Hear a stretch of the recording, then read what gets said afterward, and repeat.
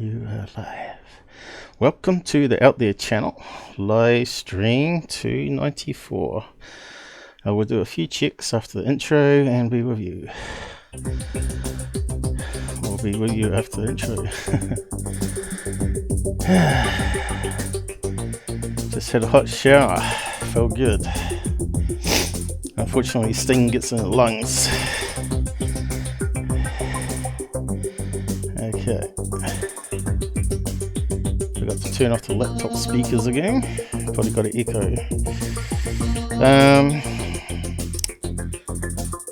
What's going on here? Finally, Google's caught up. Hey, season's on. Why is the counter's not working?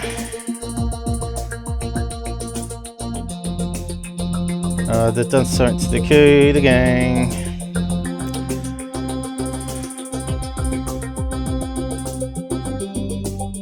They are crapheads.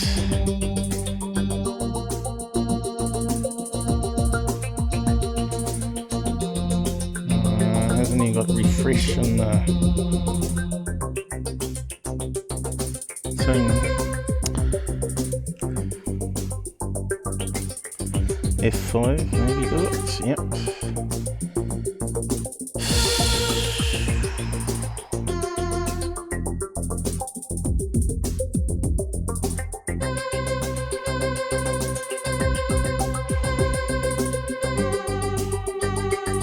They're messing around. I really hate them. It's not working. Oh, the sneaky bastards. Whoops. They only allow you one control window with the stats now. They saw me using it and I thought they'll get that bloody Out There channel.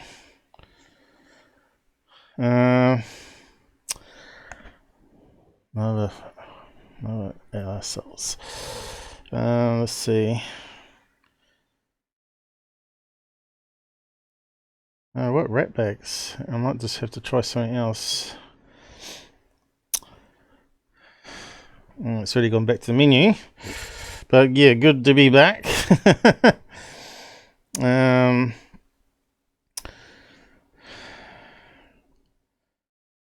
It's not working.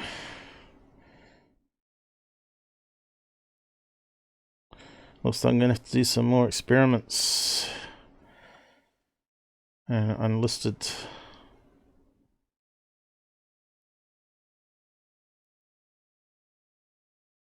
How crappy is that? Very interesting. Alright, let's try another browser. See if that gets around it.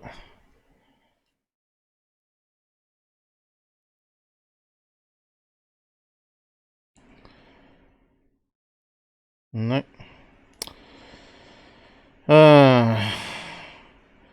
Don't you wish you could shoot those Indian coders they have?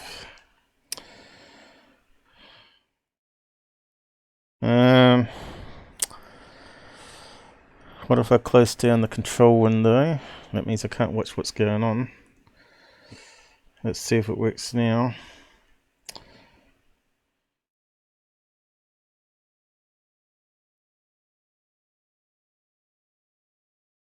Unbelievable.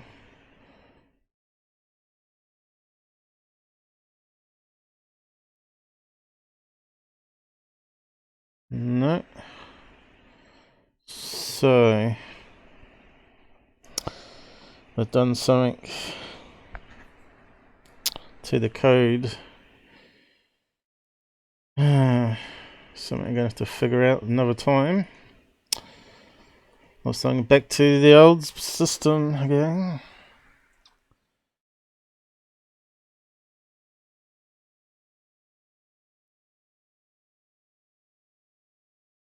It's very strange. Very strange. Now I've got a double window.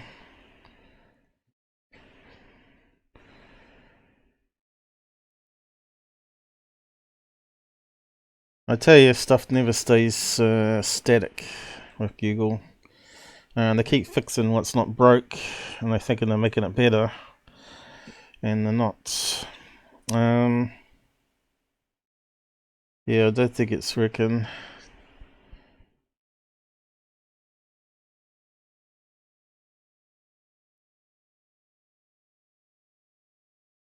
It was working good last time too, wasn't it? See, that's not even loading now.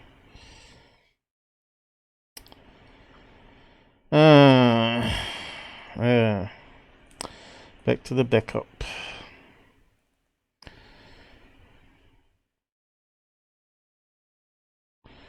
I've still got some more work to figure out. My hacking skills is needed, but why is that saying 0 there? That shouldn't be so.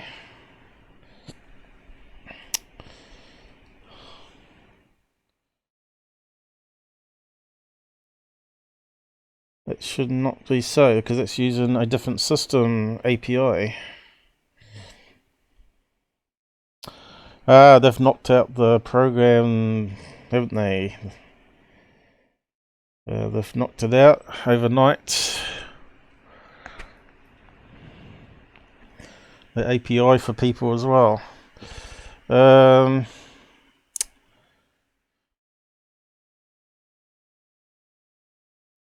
Looks like we got no stats to follow today, guys. So anyway, we have to do without it. Looks like I'm going to do some more testing tomorrow and the next day. Just what I wanted. As soon as we get a better system than Google, the better, I think. All the censorship and messing up the programs that you got working. I'm surprised the control panel works. Why is that back there? I didn't have it back there. Oh, that's right, because I restarted, didn't I? That's not it. Hey? Oh, there. Yeah. I suppose I can make that bigger and put that down there for the time being. Oh.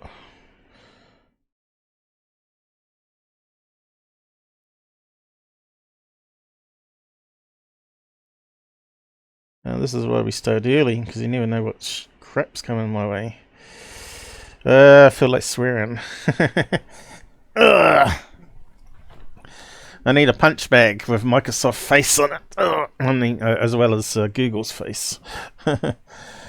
I think I got the Windows finally tamed though, with some hacks. But they'll probably find a way around it.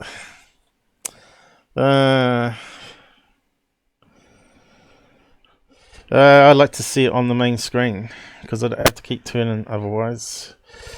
And check and see what's going on. It's good to know how many's watching at the time.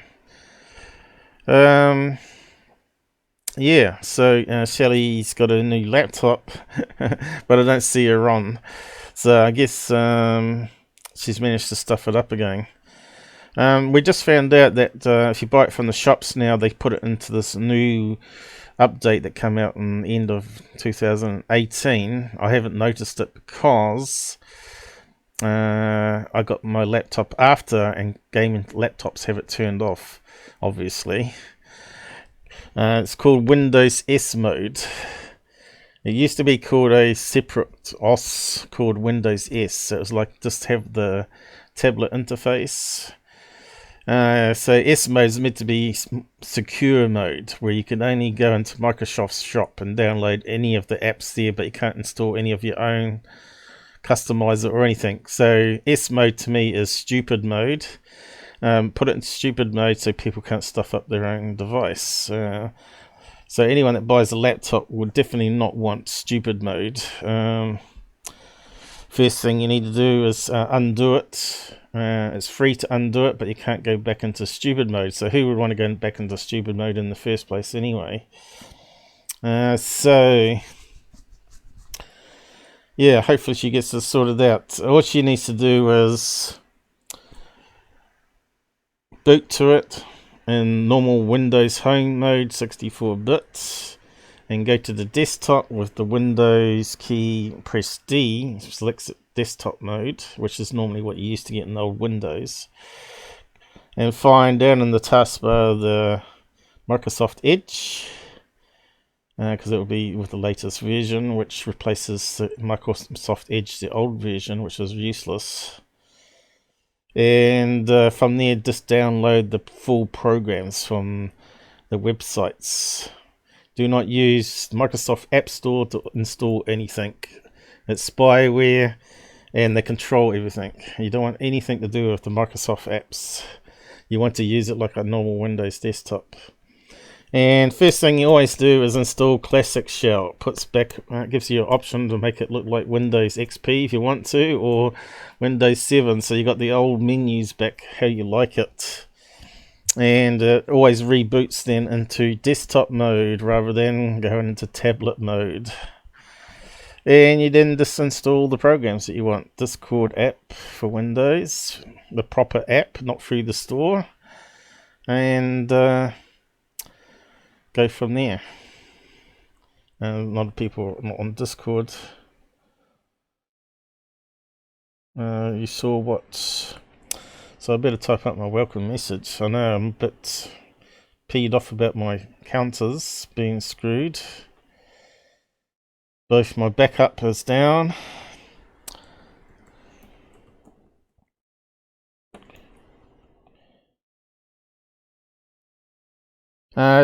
You don't roll out stuff like that on a live system, as far as I'm concerned. They've changed also how you schedule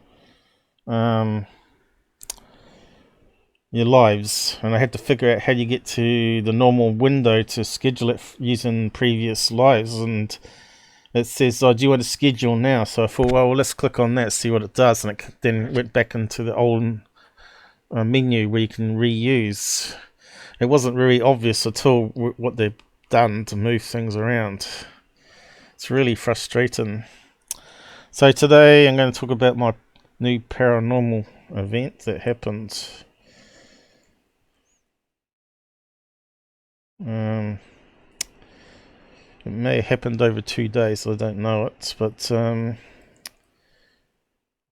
talk about it anyway, and talk about camera artifacts to do with the latest unidentified episode 4 nonsense, and also MUFON nonsense, and DREAMTEAM nonsense,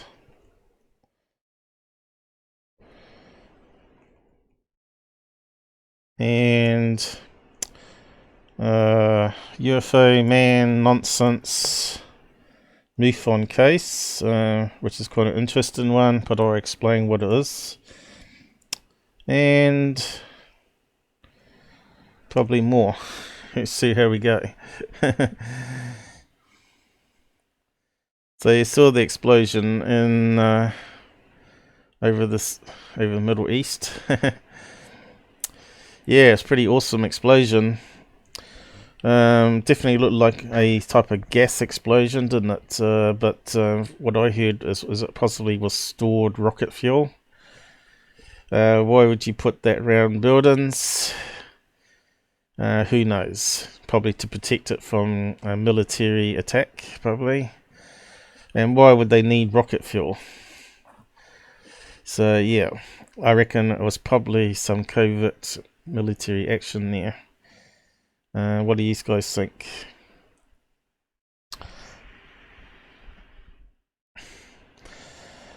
We only got 4 on. You can't see it on the main screen. So, I'm not sure where USA is. What's on TV or some other crap they're watching? When they should be watching my crap, because they'll get educated and they'll find it entertaining at the same time. So let's start off with my story. Oh, what day was it now? I think it was Sunday before the live show. Yeah, that's right. I was extremely tired. You probably didn't notice, but I probably only had like 2 hours sleep. And the reason was I had this paranormal annoyance. That's all I can say about it. So, so I went to bed fairly early, like I try to do, before, like at 2 a.m. So at least get like 6 hours sleep. I kept waking up every hour or 2 hours and feeling like there's something in the room. And first time I woke up, I just turned and sort of went back to sleep. And next time I woke up, I was actually laying on my back with the pillow over my head because I shut out some of the LED lights in the room. I got some bright red lights which I normally have blue tack on, but it gives me some sort of background light in, so it's not actually pure darkness in my room. And I looked up and saw this what I can describe as a shadow creature.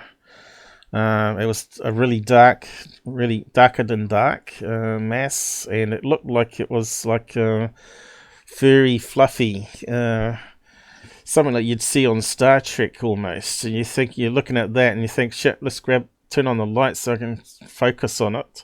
And time you move and put the light on, of course, it disappears. So this is why I need to probably save up and get one of these color night visions to see if I can trap some of the crazy shit that happens in this bedroom to bring it to you. So as usual, once it disappears, I sort of shake it off. Probably my mind playing tricks on me. Or my eyes playing up. So I went back to sleep because you get floaters in the eyes. So I thought maybe it was hair in my eyes because I need a haircut. And let's see, I might be able to draw this creature. And then I went back to sleep, and another hour or so passed. Must have been like about 4 in the morning then. And I woke up, and of course it's starting to get a wee bit lighter outside. The moonlight was shining through the edge of the curtains because I've got blackout curtains because I work nights. I normally slept during the mornings and afternoons sometime. So I woke up, and this time I was on my side looking towards the window in the bedroom, and here was this damn black dark critter thing that looked like a bunch of super fluffy feathers. And I thought, what the hell is that? Is that a bird or something, And it was sitting on top of my pillow, and I leant over, turned on the light, and time I turned back to see what was there was nothing there. So I turned back the light off and grabbed my laser grid pen, and of course it's very bright and it makes a really good pattern. Makes like a let's see, about 3 to 4 meter grid pattern on the wall, and you could just shine it around. So if it was bouncing off anything that you couldn't see, like a cloaked figure or something, it should actually create a 3-dimensional effect.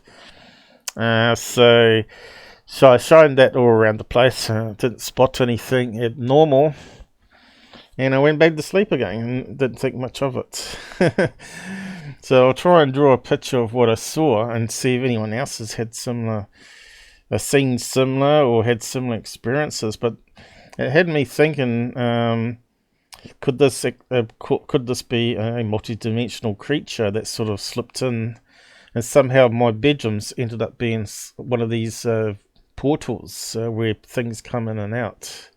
Because my bedroom's between 2 big wall mirrors, so either side is bathrooms, and they've got the big wall mirrors on with the silver back, and somehow that might act as a sort of I don't know, amplifier or something, or how they used to use mirrors to trap spirits in these boxes, but the mirrors are going the other way. What happens when it's the opposite? So yeah, what are you saying here? Have you ever researched the history? House is brand new. It was designed and built by Dad. It's like an intelligent house. It's got its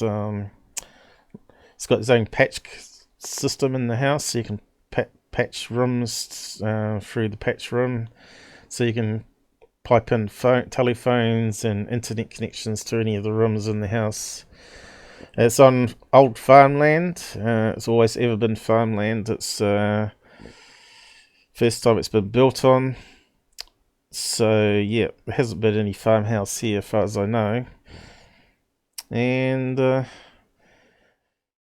yeah, it might not be the only room in the house that has paranormal activity. My dad was in the garage a few years ago, and he swore that he saw a figure standing next to him, which is kind of creepy. He said it was like a woman in white. As he turned and looked at her, she disappeared. Dissolved, I guess he meant. Now, my dad is a very skeptical person. Yeah, and he would never talk about this sort of stuff. So I think he's had maybe some disturbance himself, but hasn't talked about it. Mum hasn't experienced anything in the house either. But she sleeps next door. She's got the bathroom with the ensuite. So the next night seemed to be peaceful. I went to bed probably early because I was very tired because I didn't sleep the night before. So that was Monday. And as I know, I didn't wake up to about 5-ish. But she said to me, it was like a loud TV was running in my bedroom at 5 a.m. in the morning. I said, no, it couldn't have been because I went to bed at 3:30, I think it was, or roughly 3:40 a.m. I said, no, I would have been fast asleep by then because I was exhausted. She said, well, it sounded like the TV had been turned on full volume in the bedroom. I said, with people talking. I said, well, I didn't hear anything, but it's oddly you should say that because I did actually wake up at some time after 5 and got up and had a pee, but it was pitch black, it was quiet as anything, and I went back to bed. So, yeah, I'm not too sure what that was about. Whether it was paranormal activity or possibly some aliens. Again. And maybe I was fighting them or something and don't realise. Maybe they sort of blanked out my memory. Because I am a fighter. I do jump out of bed and run towards it rather than run away, sort of thing. So, yeah. Scary as hell, though. Your heart races. Sometimes I think they're trying to cause a heart attack. So, yeah, I said to anyone that's sort of working with me, just beware. You may start to have funny things happen in your house as well. Because that's what happened when I first become friends with Earl from MUFON. He said, just beware. I think we're being monitored on our chat.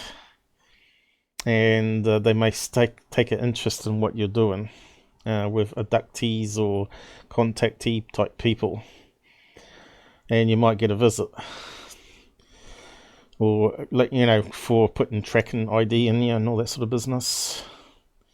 So, yeah, fantasy or not, crazy stuff does happen. And this is the first time I've had this creature. So, let's see if I can draw it. It was like, I wish I could have a decent... I wish I could draw with my finger. That would be really good. So it was like a bunch of feather stems. It's best if I could describe it. It looked like something from a 1920 headdress. Which it could have been. Maybe it was only a partial apparition or something. And it's sort of, how feathers go. And it had bits coming out the front too. It was like a bundle, but it was like super shiny black feathers.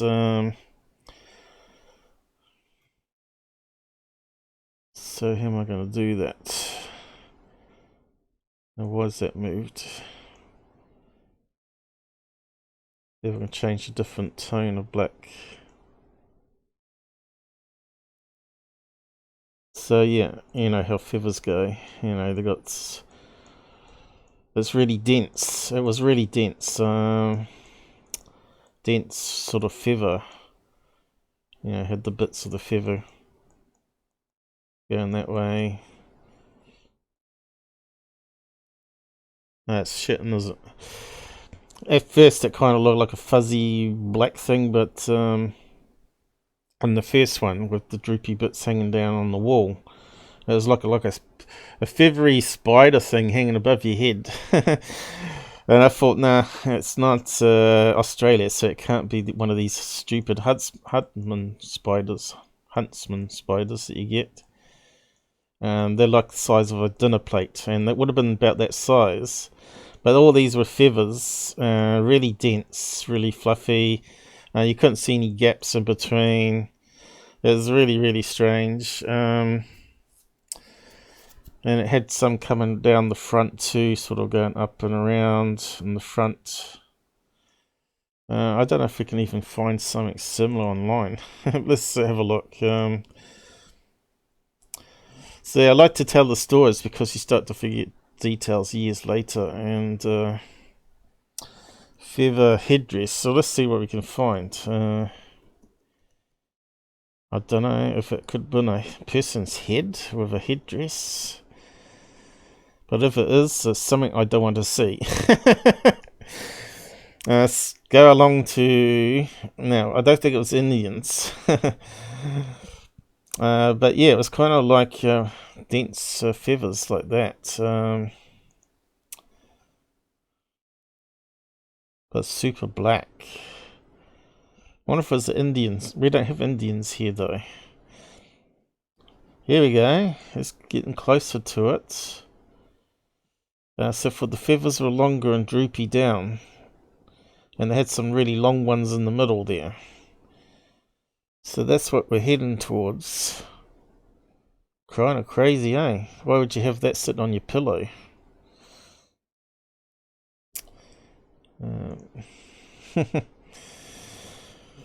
So I need to send it along to someone else's house. How about you, Susan? You want a Indian headdress on your pillow and see if you can document it for us? We need some other people that want paranormal activity to happen to them. But here's one. That's pretty good. That's getting closer to it. But it needs to be all black. Yes, so some good examples here. Why would Indian spirits be coming towards me though? Unless someone's put a hex on me. Voodoo magic. Here we go, there's one. No, it's like that white one, but if it was all black. It's looking close to it. But I think you get what I mean now. I wonder if anyone else has had that in paranormal. Let's see. Let's see what we can find out. It'd be good if someone was on the side chat and says, yeah, I've seen that. No, thank you. Come on, Susan. You got dogs. They protect you. If someone else can see the same thing happen to him, it'd be really amazing. You could say it was spooky action at a distance then. Ken, how's it going? Chemical. Yeah. Let's see. Ghosts. Or duck. I call it a shadow critter. Oh, I'm losing my mind. Too long in the UFO field battling the frauds has done me in. Shadow critter. There we go. That's that one there. No, not really. But that's the sort of mass it looked like. I thought, what the hell? What the hell is that? Headless tattoo, fully assembled headdresses. We only got Maoris in New Zealand, and they don't wear headdresses like that. They have a single feather, maybe. Kiwi feathers. But it's the first time I've had this dark shadow critter. That's what I call it. It's almost like it's like another animal from another dimension. That's all I can really explain it, really. And why is it coming to my house? You know, more questions than answers are going. So we're not really getting anything here about ghosts. Shadow creature. Dorkwin duck sketch. What's that got to do with it? Okay. Let's try paranormal. Feather headdress. Paranormal.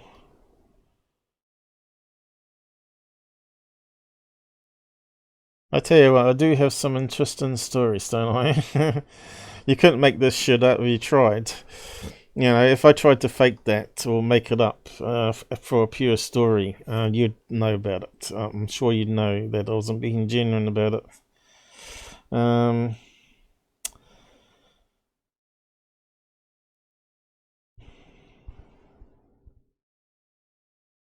So coming up with Indian headdresses again.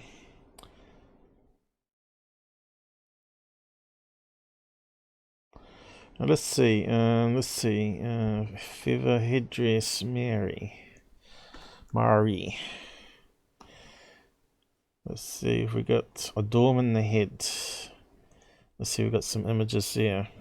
See, normally they have like a single or few feathers. It's not the same. Here's one here. What's that one? It's against Indians. It's very interesting.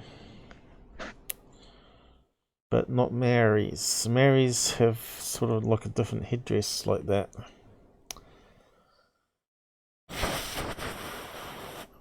It has to be some sort of critter. Okay, what else we got? Shadow critters, to see what people say. Anyway, that scares the crap out of you. Oh, here we go. Oh, there we go. What's this thing here? That's looking like it. And it looks like it's made up though. But still, very feathery type critter. Who would have believed it, right? Damn, there it is. Found ya. Where did they get it from? The crawling horror has a slower movement speed than the player. So it's in a crawling nightmares. So someone's written this into a computer game. So again, does it mean that we're in a matrix? And somehow this game is part of the reality now. Oh no, we're going into the deep end now. So it's not even a real sighting, but why would someone invent a game with a crawling horror thing? You gotta wonder, haven't you?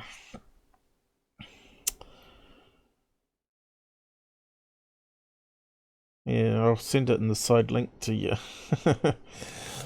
You'll probably start seeing it too after you've watched this live stream. Shadow critter. Let's see if we can find some real accounts. That probably mean a lot more. If my audio goes crappy on me, let me know, guys. I sort of got a crippled counter system today, so I'm not sure what else can go wrong. Maybe I should move the mic closer. What's happened here? What did these guys say before I do that? Hey, Joe. How's it going? You sort of got halfway through my story here about the shadow critter. Damn, look at that thing. related. Shadow pieces. Crawling horror. It certainly looked scary. I hope I ain't got teeth like that. God, no. Wouldn't want teeth on it.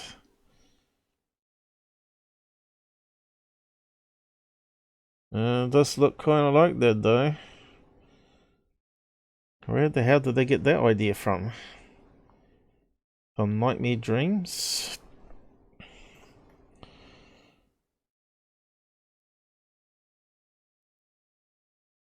Maybe it's a pussycat. But an evil looking one. Okay. What else did we have up here? Let's go to all gangs, see what we get. But apart from that, probably going to have to move on. Shadow Critters apps on Google Play. No thanks. Forgotten Realm.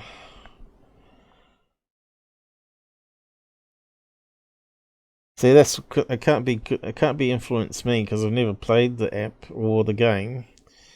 So it can't be like it's like embedded in my imagination. It's the first time I've seen it. But I wanted to know what real ones there were. Shadow Critters, Ghost, maybe. And here it comes again. Shadow Creatures. Not person, creatures. Off-worldly spirits tasks were taken on recently deceased who died during evil acts to hell. Eh? They are first alluded to when the hospital ghost gives recently deceased Sam Wheat. So what are they talking about here? Is it like a TV show? Ghost Wiki. Maybe I shouldn't read this stuff, it gets more scary. I won't be able to sleep tonight. Shadow person, shadow creatures, true ghost tales. Yeah, if it's going to load. Shadow people, supernatural entities. So what I did is, after the second time, I whispered F off. And I basically imagined an energy field around me expand and pushing any of the so-called entities further away and surrounded it like a bubble around the house. And from there on, I don't think I got disturbed again. But oddly enough, the previous week I was woken up by something, and it felt like there was a shadow man walking at the end of my bed, so I can explain it. And I thought, well, is it my imagination or not? But if not, I'm going to imagine a ball of energy developing in my hand, and I started firing it like a laser beam towards the mirrors on the other side of the wall. And, you know, bang, bang, bang, bang. You have to imagine some of the energy being in your body being used as a weapon. And I imagined it also in the one behind me. But the thing is, I wasn't going to think much of it until Mum woke up at 5 a.m. saying there was loud talking coming from my room, when clearly I knew that I was asleep. So it's kind of creepy. So something going on. And I said it's funny you should say that, because last year I was taking back my glass of empty glass to the kitchen, and I said I could have sworn that the spare room had the TV going, or someone was in there watching TV, because I could hear voices through the door, but I couldn't quite make out what what was being said. So I put my ear against the door and it went quiet. So then I opened it up, and it's pitch black in there. No TV, the spare bed, no one in there. So then I closed the door and thought, well, that's weird. Maybe it was not coming from there, but the room over the other side of the hallway. So I opened up the door there and looked inside. This is last year. I don't think I ever mentioned it to anyone. Oh, I might have told Rob about it. Sometimes I tell Rob all my stuff, but I don't make it public. And I think I might have told Mum about it. I said, Dad wasn't in the house by any chance, was he? And in the spare room. And she said no. Sometimes they have arguments and split up. And he goes and sleeps in another bed or whatever. They've been together since they've been teens, pretty much, and they're getting old now, and old and grumpy. So yeah, it looks like Art Bell's on this one.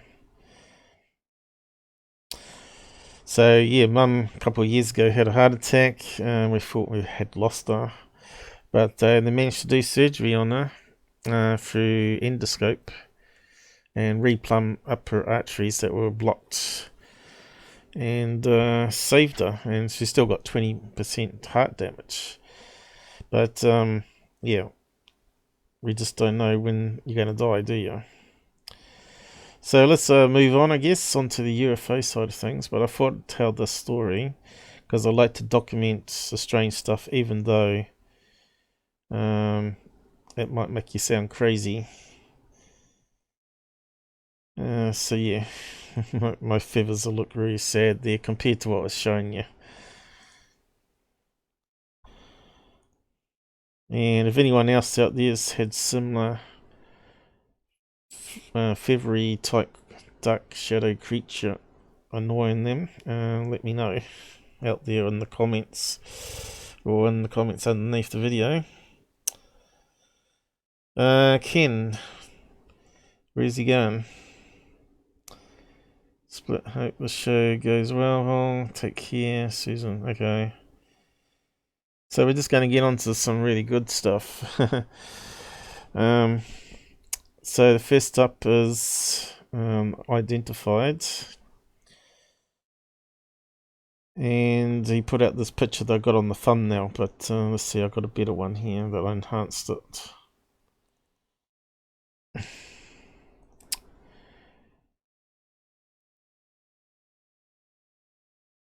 What the hell? Everything's going slow.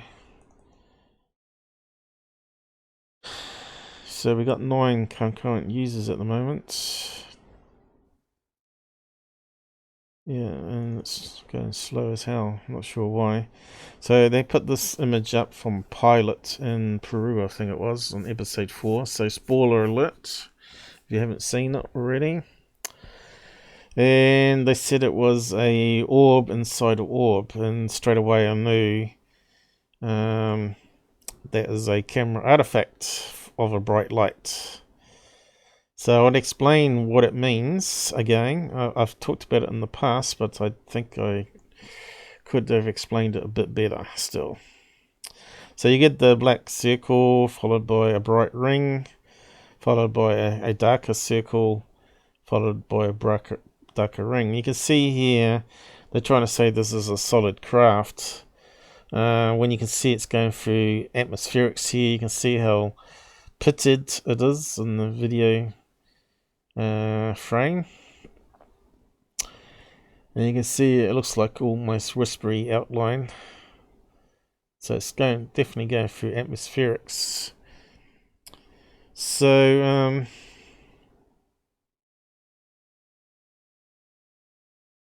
that's what's called out of focus diffraction. So I'll go over it again for anyone that doesn't know about camera artifacts.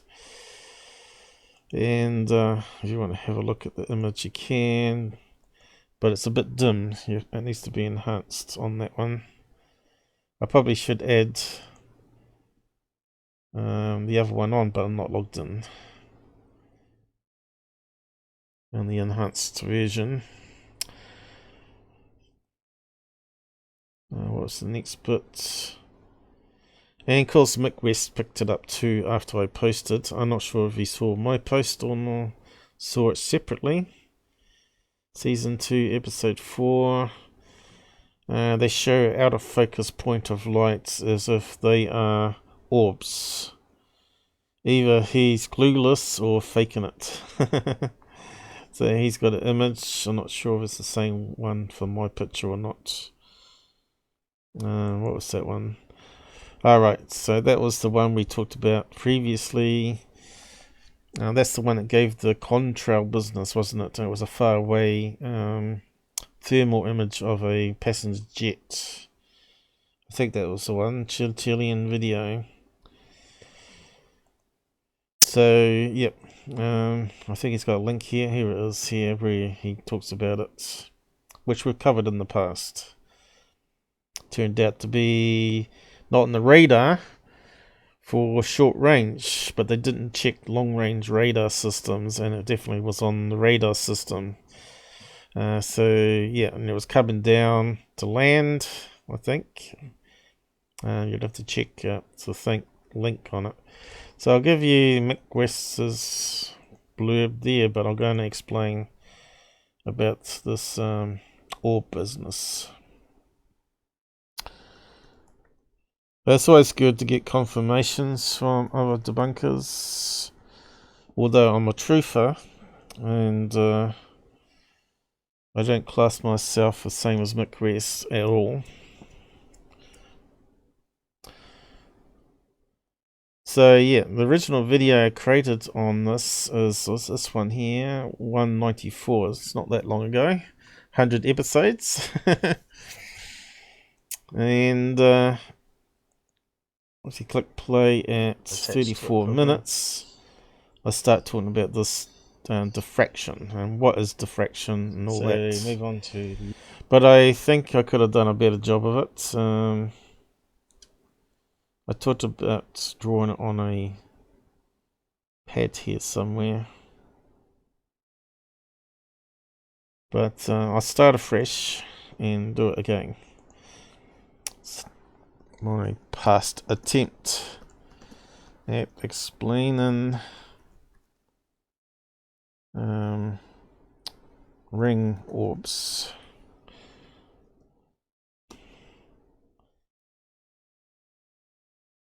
So we'll start fresh and I'll just go over it, hopefully a bit better. Okay, so the first one is, when observed with a telescope, why do some planets and stars appear to look like living cells under a microscope? Do you mean like this? Okay, continue reading. I'm not sure if that's the one we want to see. So there you go. So that's a star or planet, and we've seen that before, haven't we? MUFON reports. But that one there is not an orb inside an orb. But this is still light that's passing through cloud layers, and you can see the stringy smoky trails that are occurring, and it's coming off ice crystals, and it's reflecting crazy looking patterns. It kind of almost looks like one of these living dark shadow creatures. But it's not, and we're talking about optics here. Optics are light.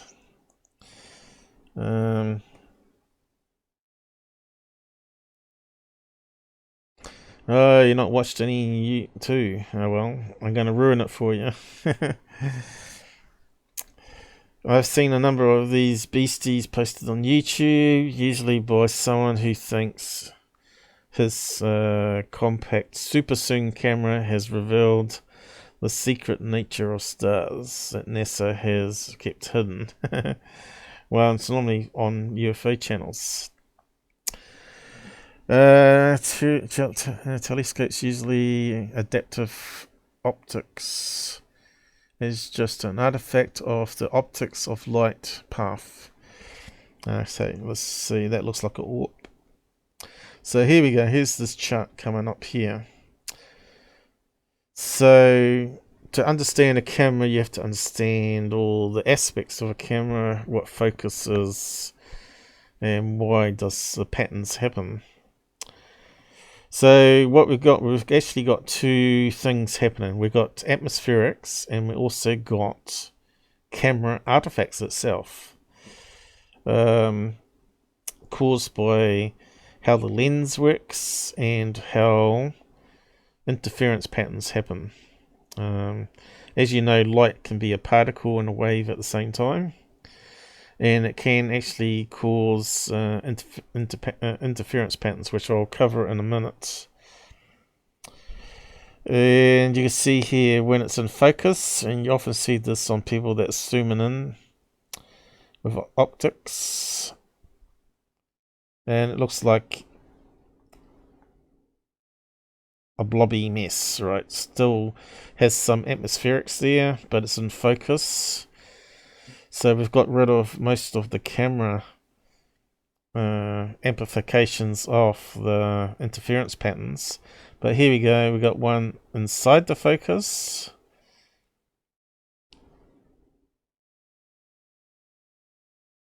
Before it's totally in focus, you can see how it's making the light a denser ring as it's getting closer to focus there.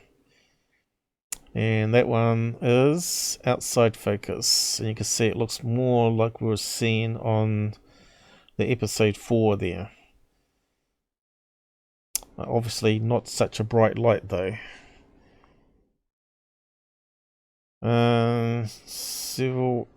7 images of the same star. There you go. Pretty clever. A little diagram there. There was a little atmospheric turbulence, which is what I said when I was looking at it. A slightly ragged look, which is all that dimple effect. And very bad seeing high turbulence. You can see these shapes warping and dancing around, which we saw in that video above here. And I think it's a fairly good explanation. You are basically seeing the shape of your objective. When a bright small objects such as a star or planet are out of focus, their outline mimic the objective shape. Does he mean object shape there, not objective shape? A reflected telescope may see circles or bubbles of objects. A Schmidt case or Makotov may have donuts for out of focus shapes. Continue reading. This is called atmospheric distortion, or your lens needs to be cleaned, or both. So they're talking about lenses and atmospherics there. Stars always look like points and planets look like discs. Or the case of Saturn, a disc with ears. Mr. Spock. So that's the start of the intro. Now we get more scientific. That'll scare you off. I scared off a couple already. Well, what happened there?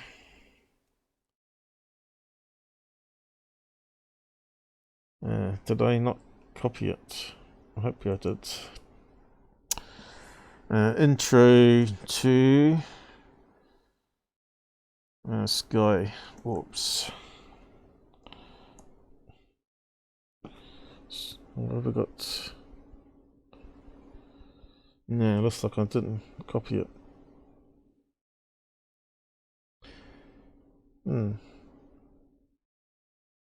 Looks like I stuffed up. What happened to it there? Okay. Let me see if I can get it back. So I'm going to go over more scientific detail. Recently closed. There we go. That's the one. You got to remember to click the continue reading or expand it. Intro to orbs and sky.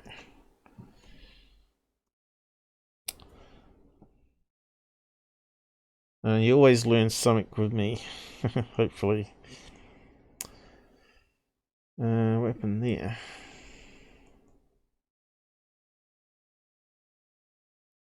Hopefully I haven't stuffed up anything. Okay, so on to the next thing. So here we go. Yay! Onto the technical stuff. What is lens diffraction? And when photographs talk about lens diffraction, they are referring to the fact that a photograph grows progressively less sharp at small aperture values, f16, f22, and so on. And as you stop down your lens to smaller apertures, the finest detail in your photograph will begin to blur. So we won't read out too much of that, but we've got some examples here. So for this one's not the best one. Hopefully I didn't close my other one that I had.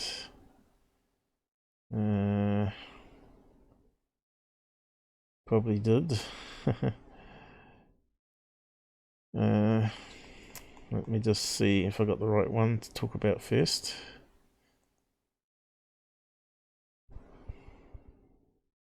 This one here is probably better. I'll just go back to this one. Okay, so this one gives us some pictures. Focus on basics. In this section, we're going to discuss several critical elements for exercising greater creative control over your final photograph image. So the depth of field. Now, basically, a camera has a certain range where it's going to be in focus, give or take millimeters, inches, or feet, or whatever. And it's done by these things, what they call aperture holes, size of the hole that's letting the light in to the photo cell, or the film in this case. Hey, I hear some twinkling sound. What did I miss? Because we got that this one working at least. Hey, Wise, how's it going? So you come for class lesson on cameras today? You missed the beginning though, didn't you? About my Dark Critter story. So you have to scroll back after and have a watch. Thanks very much for your donation. So simply looking at the images makes a wee bit more obvious what's going on. So there's an aperture. It's a bit like you see looking down a gun barrel. It has that sort of funny pattern that happens, but it's a good way to close up a hole or make a hole on a mechanical shutter. Now the digital ones use like a filter which they put current through and makes it dark. So they have like a virtual shutter, but it's not quite the same, as you can see. Mechanical ones, they can get quite fast. They can work quite fast. You hear off on those celeb shows where it's going tick tick tick tick tick tick, and they're taking lots of snapshots.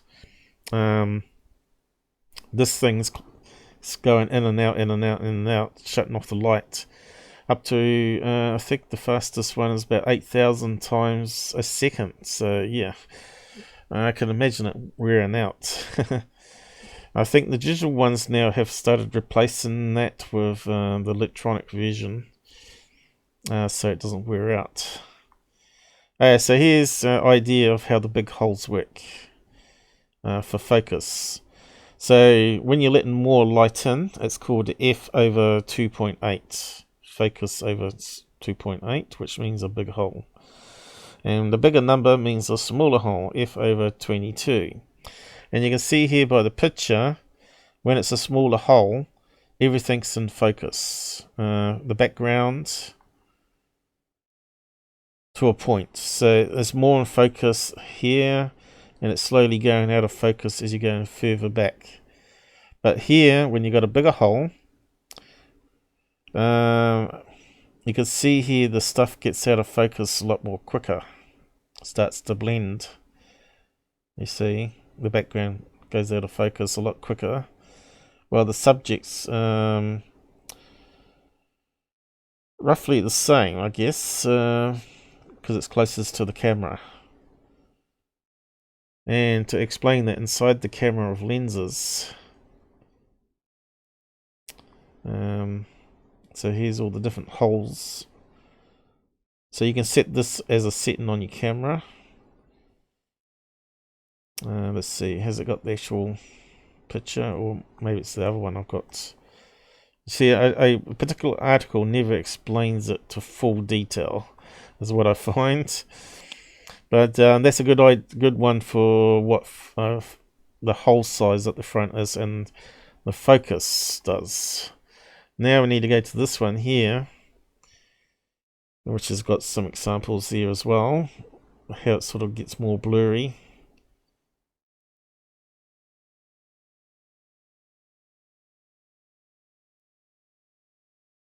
And sharper.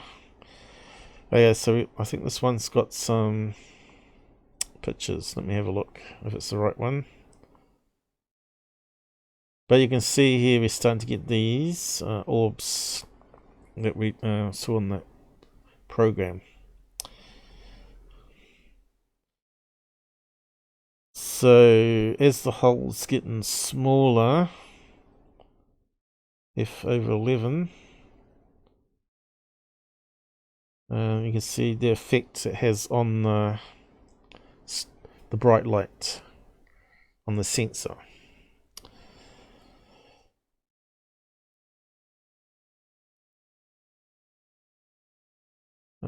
Let's see, I don't think this one's the correct one.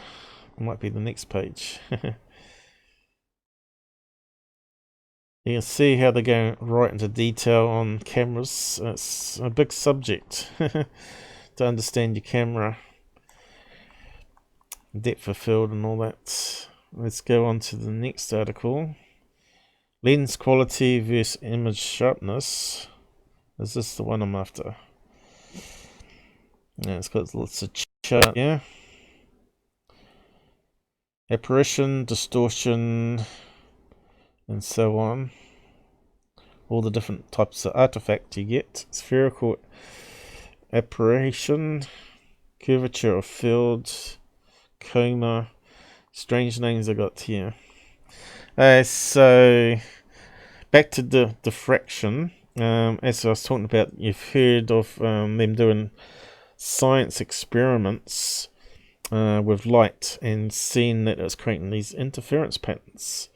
This is exactly what you get in cameras, because you're going through a little hole and it's creating these wave patterns that interfere with each other and creates this bright and dark pattern.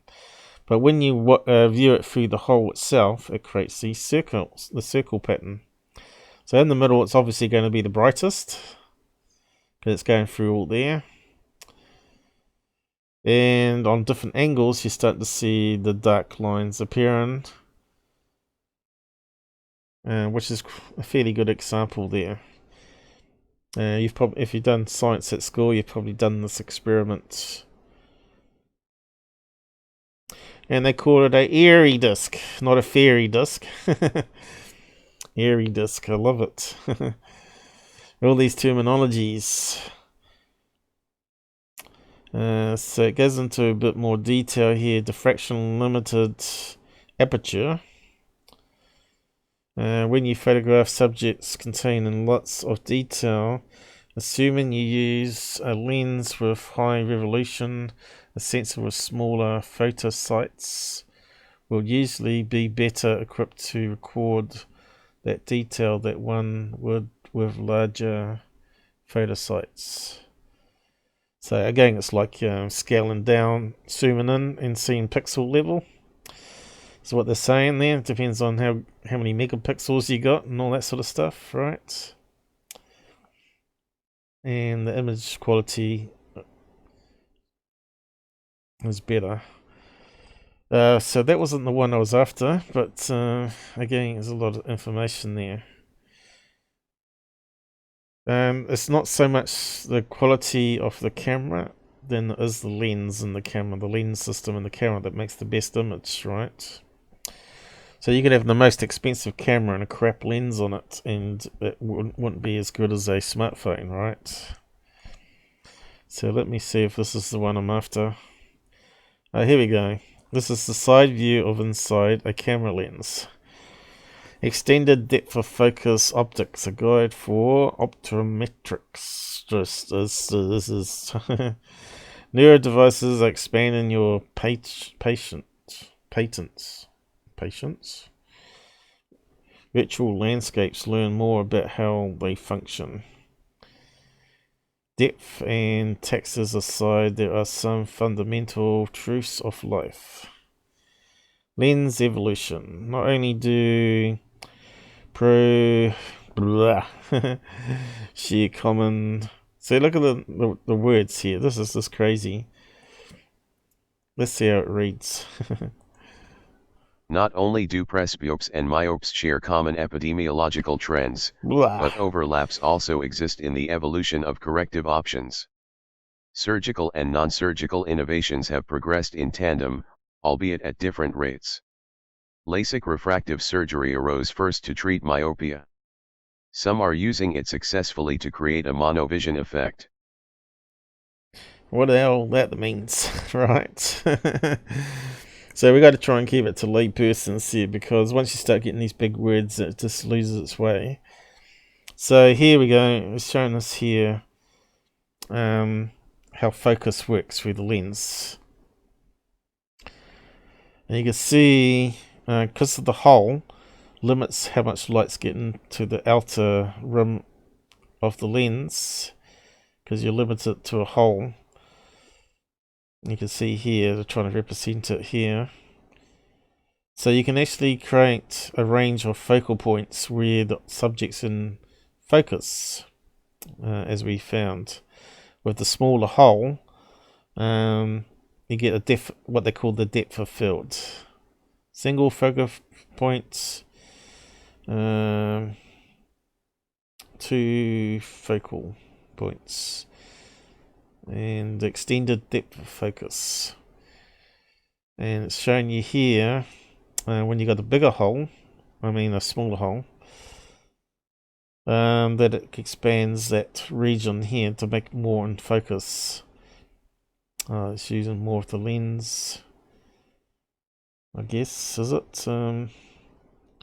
Outside lens and inside lens. It's to do with the curvature of the lens anyway. Optic basics, they call it optical basics. You can see already it's stretching people's minds here. And people just look at that and go, blah. I suppose if you're doing a course at university, you probably have to learn all of it.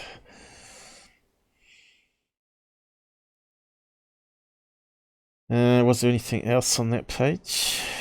There we go. I think I was just using it for the side images. So I'll just post that there, the links anyway. What the hell is going on? I thought I said copy, not close. Oh yeah, I must have closed it. What am I doing? I'm meant to be clicking there and saying. Oh well, I don't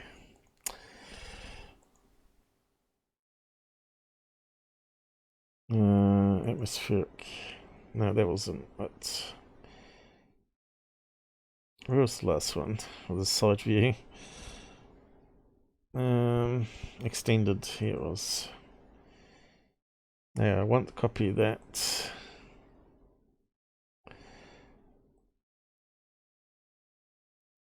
Keep stuffing up, don't I? Okay. Depth of focus. So all you need to know is smaller hole, more of it's in focus. Bigger hole, less of it's in focus. Because if you just imagine lots of light coming in, and it's longer on the sensor, it's going to get that sort of overexposed look where it bleeds across the cells, I guess, is a way to look at it. And it makes the background blurry. Now, you've seen those special BBC documentaries where they have close-up of insects and they're using these special multi-lens is where everything, including the backgrounds, in focus. So they look pretty cool. David Attenborough ones from a few years back did a series like that. Here we go for time anyway. Okay, now this one here is talking about apertures and the depth of field as well. 20 feet. What's that one saying? 3 meters. 3 meters. So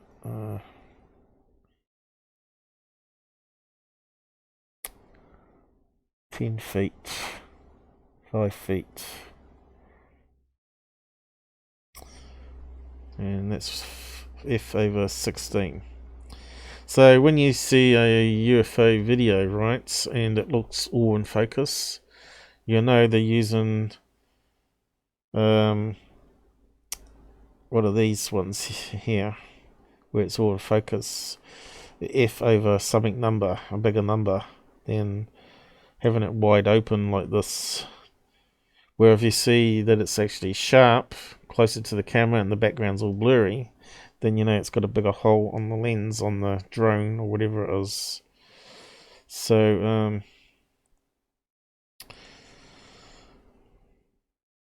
we're talking about apertures. Oh well, let's see. Apertures and depth of field, I suppose. We've still got a wee bit more to go.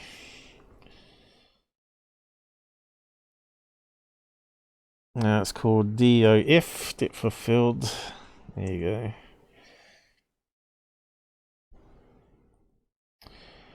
So you think people on the expert that they got on To the Stars, where the guy phones them up and says, "What do you think of this video?"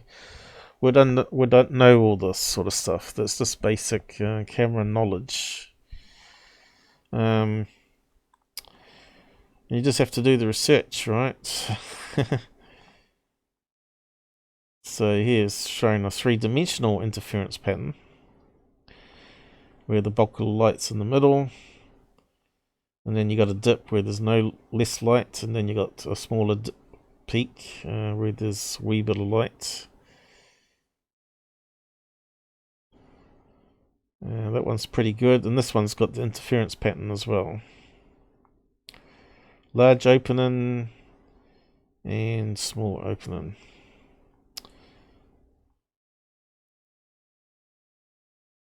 And there you go, you got the side view of that particular wave there as well. So that's 2 articles that back up the information so far. So what are we looking at here? 1.4. So the background's going to be getting progressively out of focus further away it is. That's what we now understand. So to me, yeah, you can see the clouds sort of the colors and all that sort of blending together. It's not like super sharp like it is on the waves at the very front here. You see, you can start to see definition, and as you go further away, it sort of blends into like a painting almost, rather than seeing sharp detail. What's that? A wooden dinosaur squirrel? I don't know. So here, more of it's going to be in focus. And when it's closer, you can see, I think it is, and the background's starting to go blurry. You can see here on the towel, as further away it goes. And you can see here all the things in focus because it's got a bigger F number. So when we see that in the EXIF data, we know what it means now. Bigger F number, more in focus, closer object, a depth of field. Here's another one.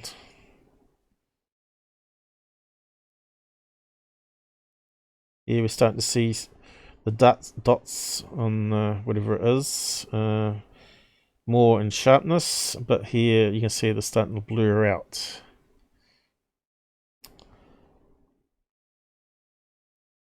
What's that one?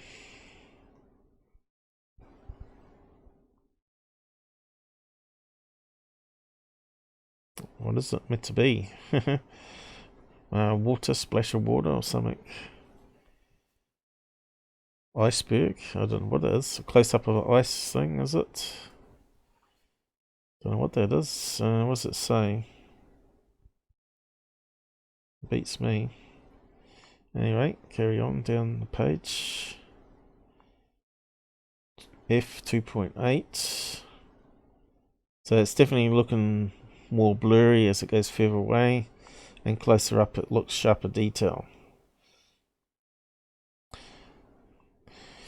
Of course, we got two.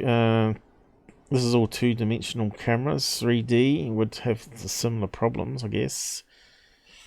But at least you're able to see how close the object is to the lens. So if you had a fly through here, or a bird on video, if you could get that sort of high definition megapixels, like 4K, 8K, 32K, or whatever, then that would be really fantastic. I think that's where the future of movies will be going. It'll be like the best megapixels you can get, but it'll be recorded in 3D, and everybody be watching 3D movies, right? So, like, you'll have a car that comes at you and stuff like that, scare the crap out of you.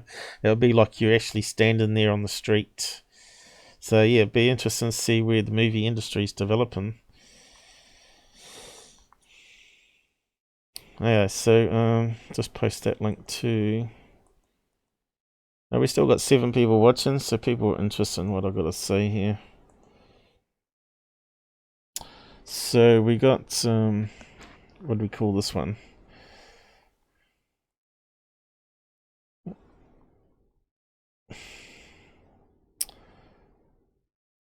Diffraction patterns, I guess.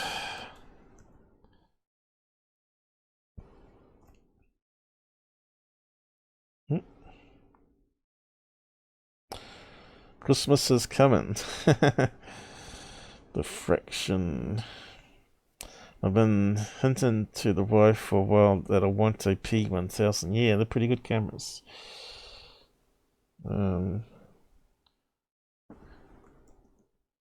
You can always maybe buy a cheap one off a person that we know called Secure Team. Tyler Clotman's got one going. He might be hard up for money right now. Okay, so I think Rob's got a P1000. He said after he started watching my live streams about cameras and artifacts, he wanted to take a picture of the moon and see if I was right and stuff like that. I don't know if he's watching, but he asked me what the cell effect was. Now, if he was watching this, I think it would be fairly clear to him what the ring look, why it happens technically. It's to do with those waves forming interference patterns business. Ruins a good picture.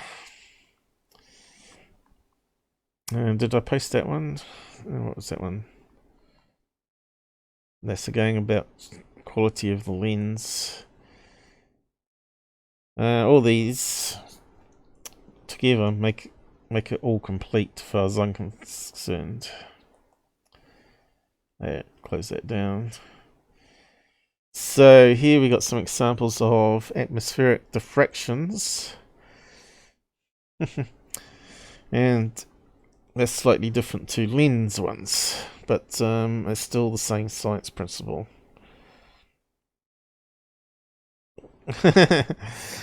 You hope I'm still alive if they ever bring out holograms TVs.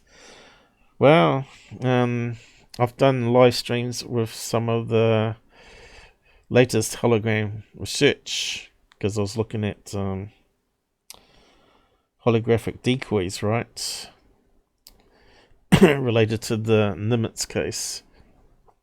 because they were talking about the Nemesis project. And I remember seeing early development of the projected holograms at the university in 1993.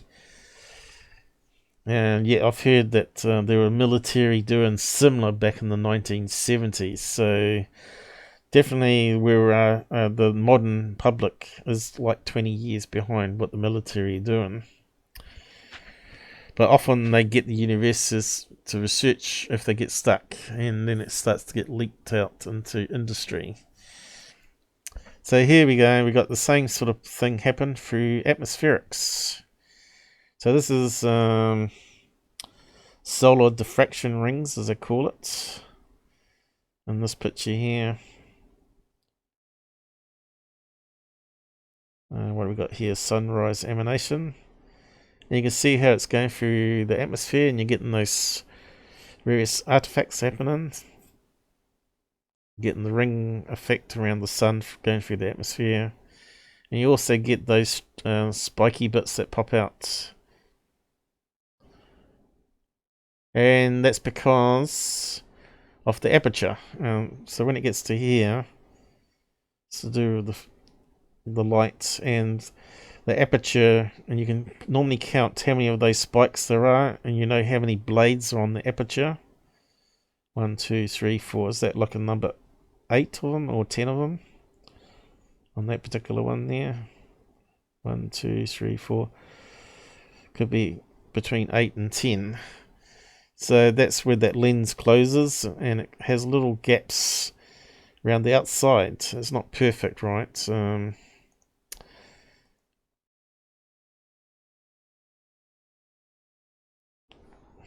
You get ones with various blades in them, right? So the smaller, but they're opening. They're showing F numbers for the opening size, but you can see here this has got 1, 2, 3, 4, 5, 6 blades, and it creates this hexagon thing. And of course, this is where the light, where these points are, is where you get the streams of light from the sun appearing in the corners, right? So the more blades you get, the more beams of little light you get out. So let's see, 1, 2, 3, 4, 5, 6 again. 6 is a very common one. You've seen the diamond shaped ones, and that's a 4-bladed one. 6 again. I think we'll probably have to type in number of blades, probably.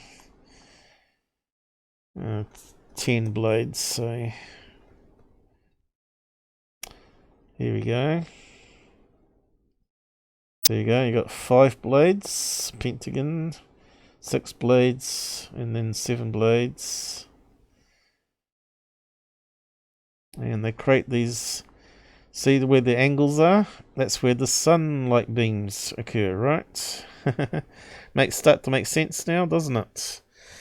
So when now you see this, you know exactly how it's happening. We're getting light interference patterns happening with the rings, and then we get these spikes that pop out, which is to do with the aperture. Nothing to do with Planet X or anything like that. It's to do with our technology and how we're using it.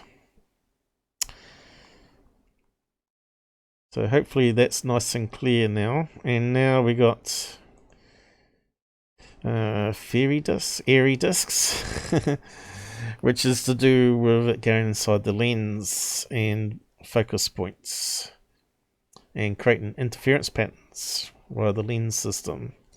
So you got a combination of atmospherics and lens at the same time, and you got some images like that we've seen already. Laser beam through a 90 micrometer pinhole. There we go. Airy disc captured by 2000 millimeter camera lens f/25. That means it's fully open. So we all starting to make sense now, isn't it? And they got all this mathematics here. How to calculate stuff. And that's all Mick West stuff. That's he gets into the really nitty gritty side of things. I tend to try and keep it to lay persons and makes it sensible to people, right? And you can see here they're relating the mathematics to some diagrams, which is helpful.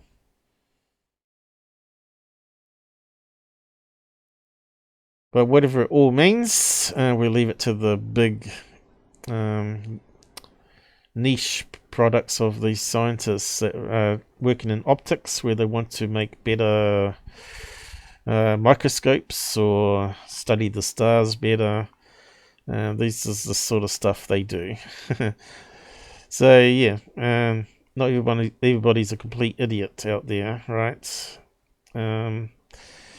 We need people of all types of caliber to be able to teach, to be able to research, and be a scientist. Or you can be a complete airhead and smoke a pack of weed a day or whatever you want to do. But you'll never understand this stuff, I don't think, if you do that sort of stuff. Looking at my mates from university who got into the weed, they were pretty much dropouts. Well, we partied hard and worked harder, probably. Like we'd do exams and stuff, and before the exams we always would go out to a pub and stuff and just have a really good time, and the next day we'd just go straight into a test and ace it, sort of thing, you know. So this gets us how we can get away from using glass lenses, and what they're researching now is using titanium rods of all things. On that picture there, you can see there's like these little, looks like sky risers, right? But they're like all sort of like super, I guess, reflective, and they bounce the light around and they convert it into electrical ones and zeros. Single metal lenses focus all colors of the rainbow in one point. So instead of it bending around a glass thing, you open up a hole and the light just falls onto the sensor. It means everything's going to be in focus and don't have to worry about depth of field, because it's always going to be the best image you could possibly ever get. So this is where we're heading to. So imagine that on your smartphone. There'll also be what they call the ISO, about to be working low light. So this is why we're getting these sunny sensors coming out now, which are trying to make color night vision. Well, once they get this sort of technology, it's going to be amazing, especially for study of the universe and space satellites.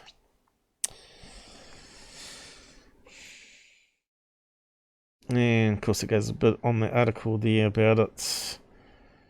Chinese guy by the looks of it. So the Chinese are sort of like getting ahead of us here.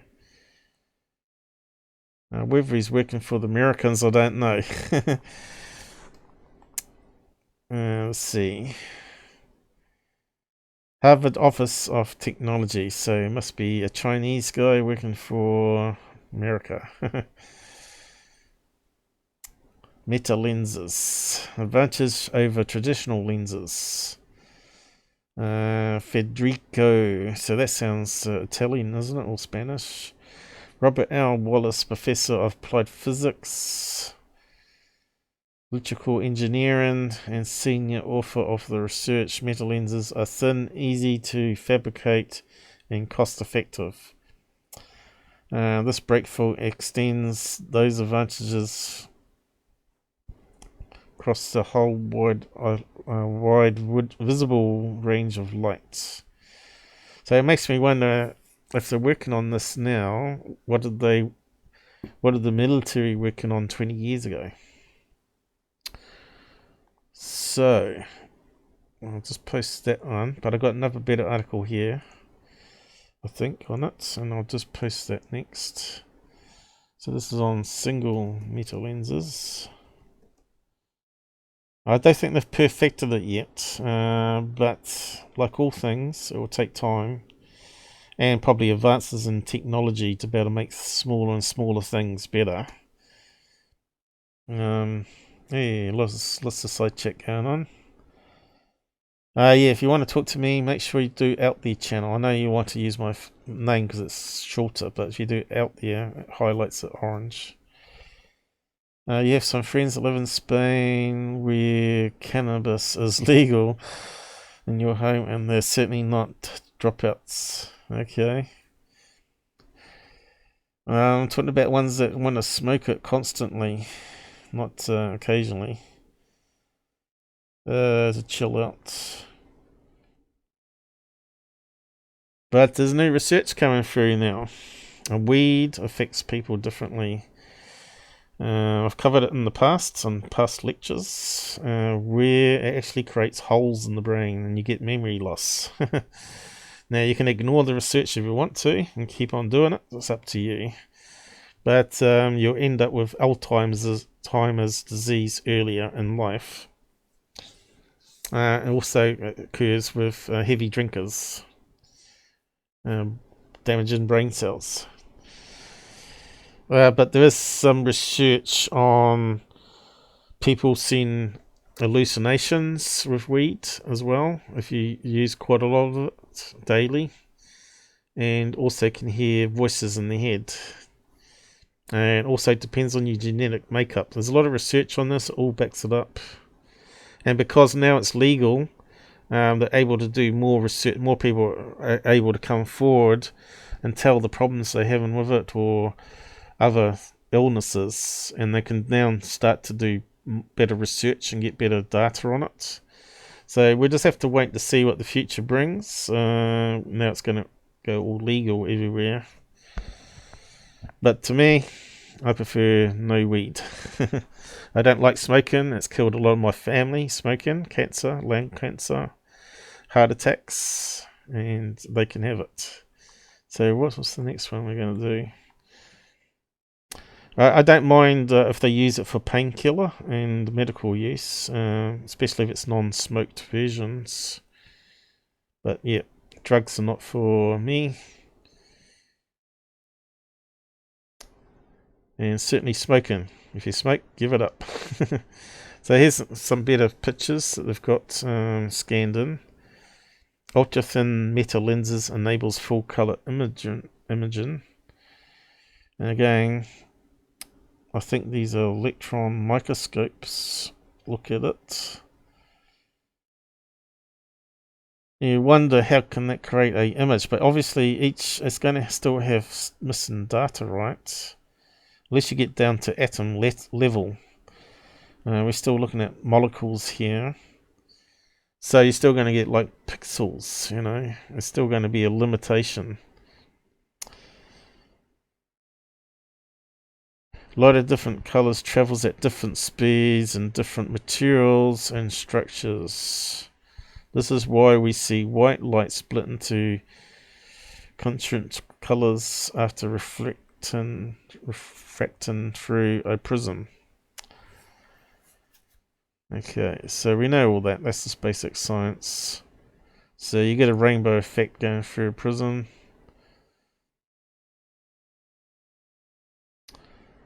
And I think they got some pictures here of it working, which we'll see if we can play without any copyright infringement.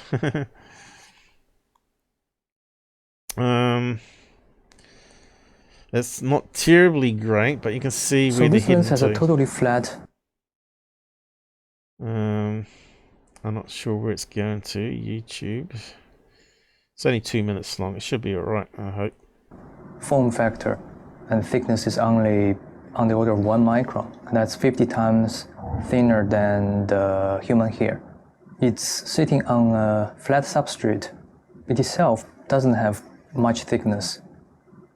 I think everyone is troubled by large and bulky imaging systems, as simple as our glasses, and not to mention those sophisticated camera objectives.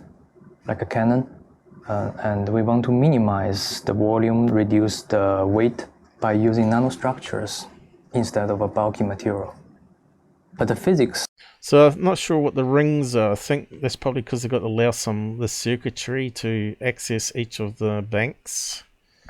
So they're talking about micron thickness there, but we're looking at it looks like high rises on the picture. But yeah, because we've got to better collect information from each of the towers, you're going to need like a highway system to transfer the information from that section onwards, right? Is essentially the same. As long as you can delay light in one way or the other, you can create a function that mimics that of a lens. It's like a magic moment. It's just amazing that you can realize relatively high quality. Okay, so it's like the early days of X-rays, really, isn't it? But you can see it's going to progress. Now they've got X-ray machines in the dentist now that are all digital. They don't use film. They just put it up to your cheek and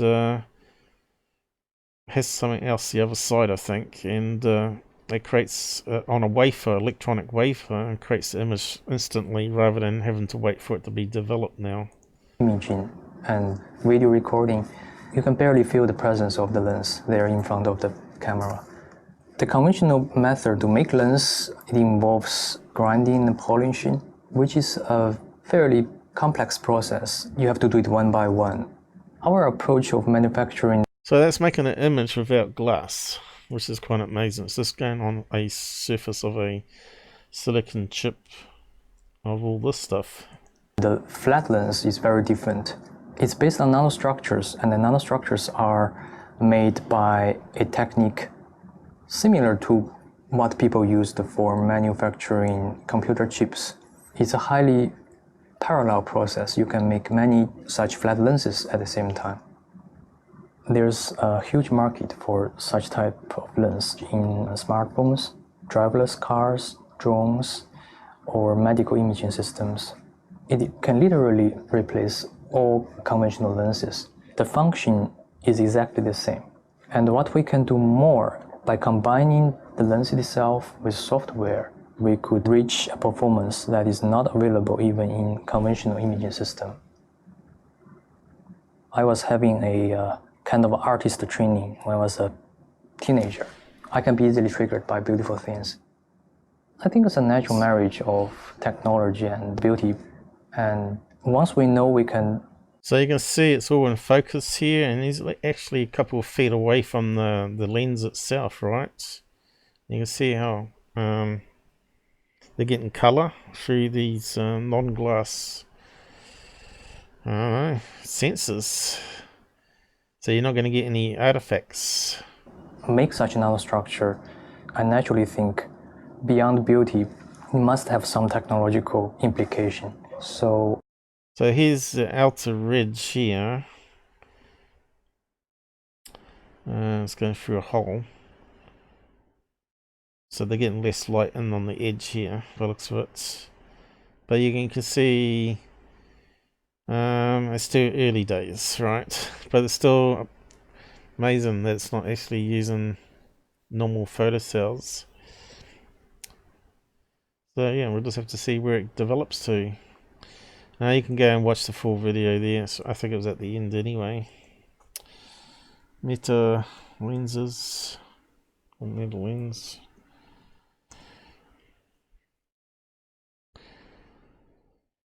So onto UFO stuff, I guess. Okay, onto MUFON.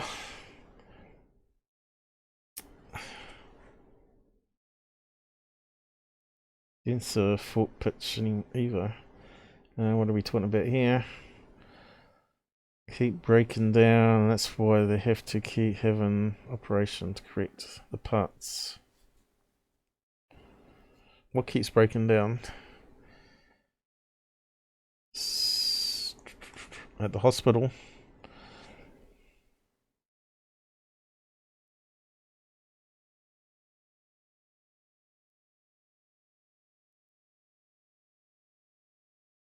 I think, I'm not sure I'm following this discussion.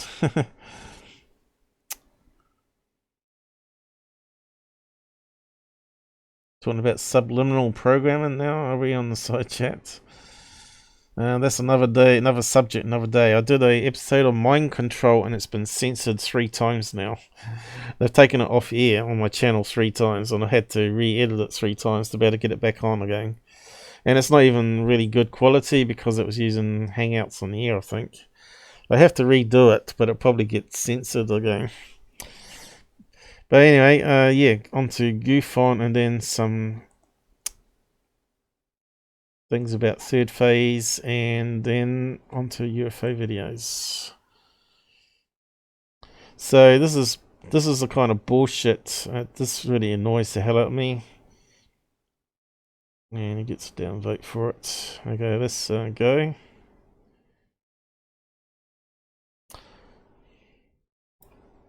Is that in the right place? Is the question. We'll find out. They built a lot of those pyramids in What's going on with the speed? Egypt, right? I think I saw somebody say it within 100 years, supposedly. It took them. Not sure if this is the right spot. I think it goes on about third phase being fantastic. It's like he's years to build drunk the the Kool-Aid of these guys. If you loaded a block up, since there was 2 million, right? 2.2 million blocks or something, the same subscribers that Tyler had. That's how many blocks were used in the Great Pyramid. You would have had to put one in place every 2 minutes, 2 to 3 minutes for 30 years, nonstop, 24/7, 8 days a week. Wait. Well, we know they had plenty of time to build the pyramids, right? So it could have taken 100 years, as far as we know or care about. We know they use canals up to the pyramids to transport it on reed boats now. And they use cranes. We're seeing 8 Egyptian cranes. I've talked about it before. Quite easily lift them off the boats and onto a sled system that run inside the pyramid. And they build it from inside out rather than outside in. Or layer per layer. So I've covered that before. So humans definitely built it. They've dug up people that had back injuries and that sort of stuff. They're seeing there's been a lot of wear and tear on their joints, so they did a lot of heavy lifting. And we're seeing how they carve it with tools. You know, the pyramids are made from sandstone. It's not particularly hard rock. Yeah. You know? We do know, Goofon, but you haven't done the research. Precision! No mistakes! Khufu's name is on it. So, Rich Giordano is in Northside High School. 1,000 years from now, who gives a you know? Very little evidence. I know. So yeah, I'm not sure if that's the right spot. Zawi Hawass, he's going to stick to it because he comes from a bloodline of Egyptians, doesn't he? Of course he's going to support that theory. It tells us for the first time about Khufu and building the pyramid. The pyramid was a national project of the whole nation. Let me just see if I can search the spot. I think it's messed up again.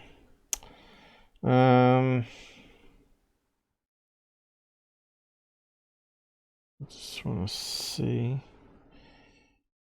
videos from third phase. He must be coming up, I'd say. So we'll just keep on playing it. See if it gets to the spot that I was wanting to. So if you didn't know that evidence, there it is. But I also think that Hawass has misread Musk and believed he was saying that Ramesses II was also an alien as well. Hawass states, Ramesses II was an Egyptian from Shakir. What you said are wrong and hallucinations. Ramesses II was... Look at this. and it was It'll baffle you. the acidic nature of the lemon somehow creates the light bulb. Where was the bit I wanted? But the question is, what are artifacts indeed used for? It up. They know. You don't think in all that stuff they don't know. Oh, we know who built the pyramids. We just can't tell you how they did it. Do you think they would have left that a mystery? Hell no, they didn't. It's no mystery. They're hiding it. No, not. I don't think that the Egyptians of today were the Egyptians back in the past. And obviously they had a lot of slave labor, right? Which you're not allowed to talk about. So, from Africa, you know. So, we know who built it. Lots of people. In fact, we proved that to move those really, really big stones, they only needed like, what was it, 40 people to be able to do it. You know, the super megatons blocks for foundations.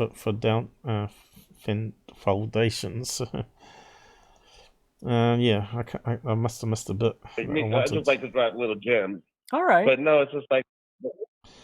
I'm not sure what happened there. Let me just reload it. See if that fixes it. Always goes wrong.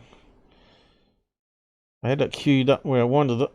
I reckon he's deleted the part out, maybe. Left home and Oh, yeah, maybe it's here then. Let's see.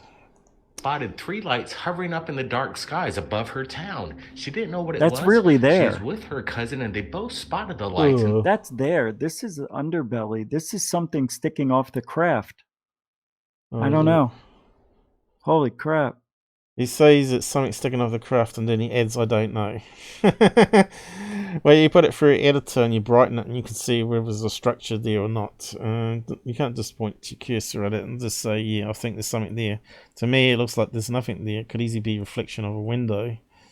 So I'm not sure what they're talking about there, but... I wonder if it is some sort of street light or something that we...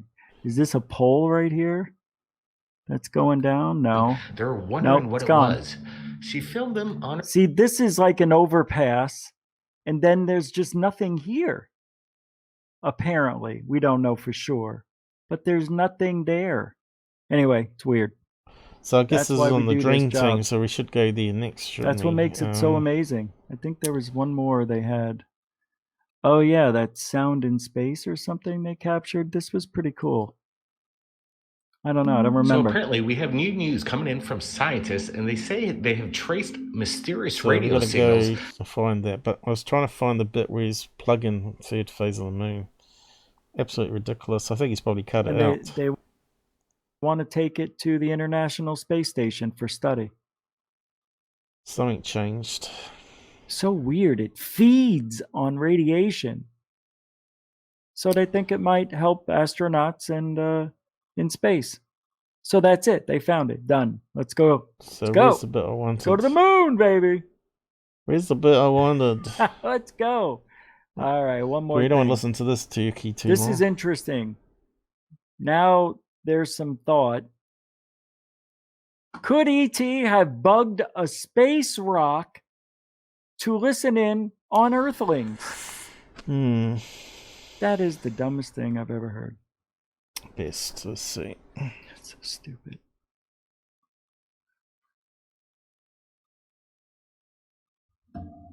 They're just thinking of everything now. Anything to get a headline about aliens, right? Damn, I don't know where it is now. I'm gonna go on this one right there. I'm hanging off. It looks like It might be at the beginning. Nah, there you exist. Couldn't get it out in time. But what if that guy who's on his deathbed decides he wants to? You can't tell the president. You asked me to do, including total transparency. Yeah, we'll look at that. That's all $60 third phase stuff, I think. Of uselessness. You know, I could put a fuzzy cutout, you know, of what's his name? What's the fake investigative journalist? What's his name? Ryan? So he's got someone there helping him. So who's helping him? He's got someone manning a second computer, is it? I'm not sure how he's got it set up there. But he's talking to someone there. Sprague. I would rather put a smudge of Sprague up there than what we're seeing here. But this is a little more colorful. It is Sprague's color, by the way. Are unbelievable. I really, every time I want to talk about it, I get a little bit flustered. That DB Cooper there is a foul-mouthed drunk. He's been on my show a few times and ruined a live stream as well. It's funny how he's gone to these frauds and started donating to them, though, because he really hates me for some reason. Doesn't like the truth. So, thanks. Yeah, it's cool. You guys are awesome. So I responded and I sent my thoughts and opinions over to Third Phase, which will be showing tonight. They're going to be breaking that story wide open. So, well, we look forward to it, Richard. As soon as I heard it, I'm like, I sent it over because somebody sent this to me. I think it was Joe. Was it Joe Monk? I got a couple Joes. Sorry, I got 3 Joes I got to shuffle around in my life. And I got an uncle, Joe. No, looks like I've lost the place. Yeah. Blew up. Maybe he was acting like he didn't know. I don't know. But it's weird. Watch. He doesn't understand that his video got damaged by Google messing around with the code again. Probably they're mucking around with the streaming software at the time. What's happened is he went over 3 hours and it sort of merged the 2 parts over top of each other somehow. So as he's scrolling on the thumbnail, it's showing the true first part of the video, but it's when he releases it, plays the second part of the video. So they're probably going to have to refix that. Just like I have to fix the counters. Damn assholes. Anyway, carry on. And be talking about how they're worried about UFOs.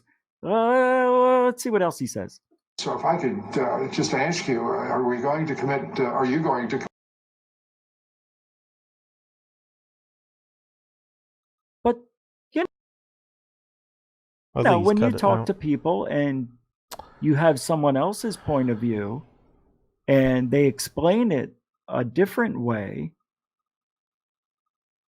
it might be we are in a paradigm shift for real. That's why there's so much UFO talk. Maybe it's happened already. Third phase, probably. And now we're seeing the results of it. Wouldn't that be weird? Don't you think that? Let's see if we can find it. Third phase raises back to the top. Here we go. It might be there. I thought, what a utter crap this guy's talking. Yeah, so let's see. We go from there. 31. It wasn't too far away. A lot of anger, who, you know, spoke their mind, and that's not what this paradigm shift needs. Yes, I'll still be me, but if you haven't noticed, I don't talk about people the same way I used to. Things change over time. People change. The paradigm shift wants this. If that's what you believe, there's a little woo in there. Of course. Of course. So we need to go back a wee bit.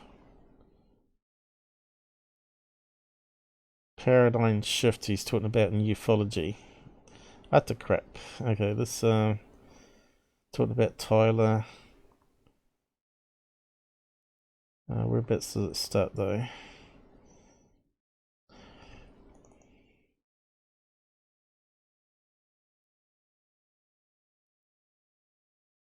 Why is it not playing? It's the right thing. Third phase is here. I'm way at the bottom. All right, we're getting close to it.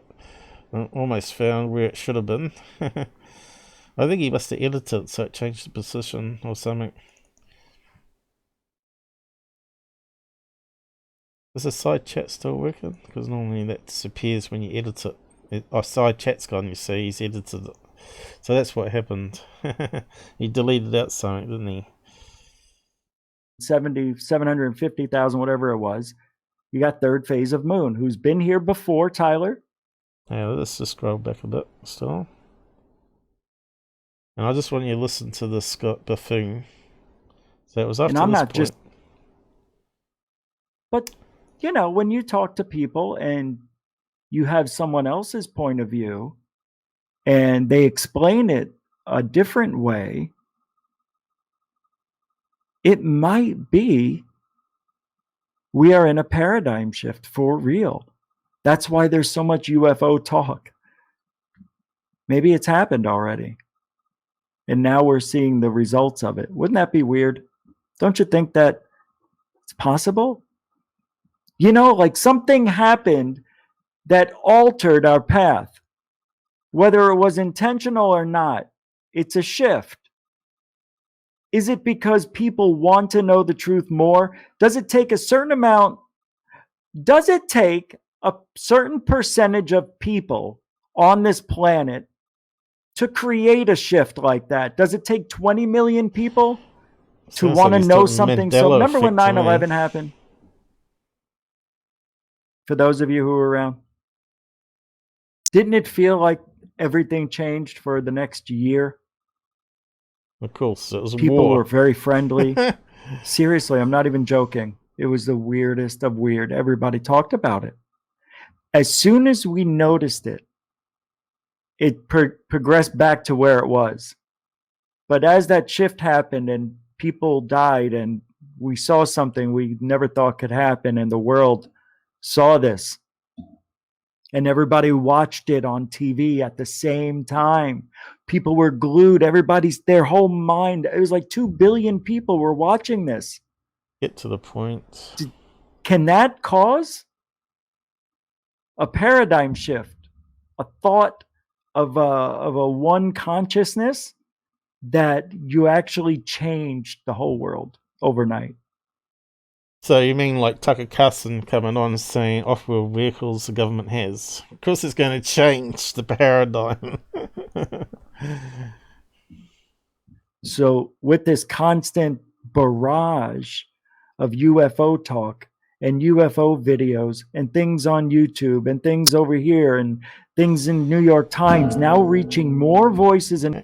Okay, so most of the bulk of the UFO crap on the YouTube, 99.5% probably, we know is all fake or mundane stuff, and people are plugging it to make views and make money and all that sort of stuff. So the people he associates with are the main offenders, the Dream Team. And more ears and more eyes than ever. Could it have been that's all it took to get the shift into our direction now? Maybe, you know, we've gathered enough people that believe that we can get to that next level. So that could be the beginning of disclosure, if you really want to look at things that way, as long as we keep pushing in the right direction, right? We don't want to go backwards. We don't want to forget where we've been. We want... If disclosure is real, if the government's really got the stuff, it just takes the right person in power to release it, doesn't it? The right people have to die off, and the right people have to replace them. That's all it takes for a shift in information. Want to continue where we're going. It's not like supernatural or everybody's thinking about the same thing and it's going into this cosmic universe of, what do you call it? Spooky action at a distance stuff. It's not easy. But don't you see it? And I'm going to tell you right now, I'll prove it to you.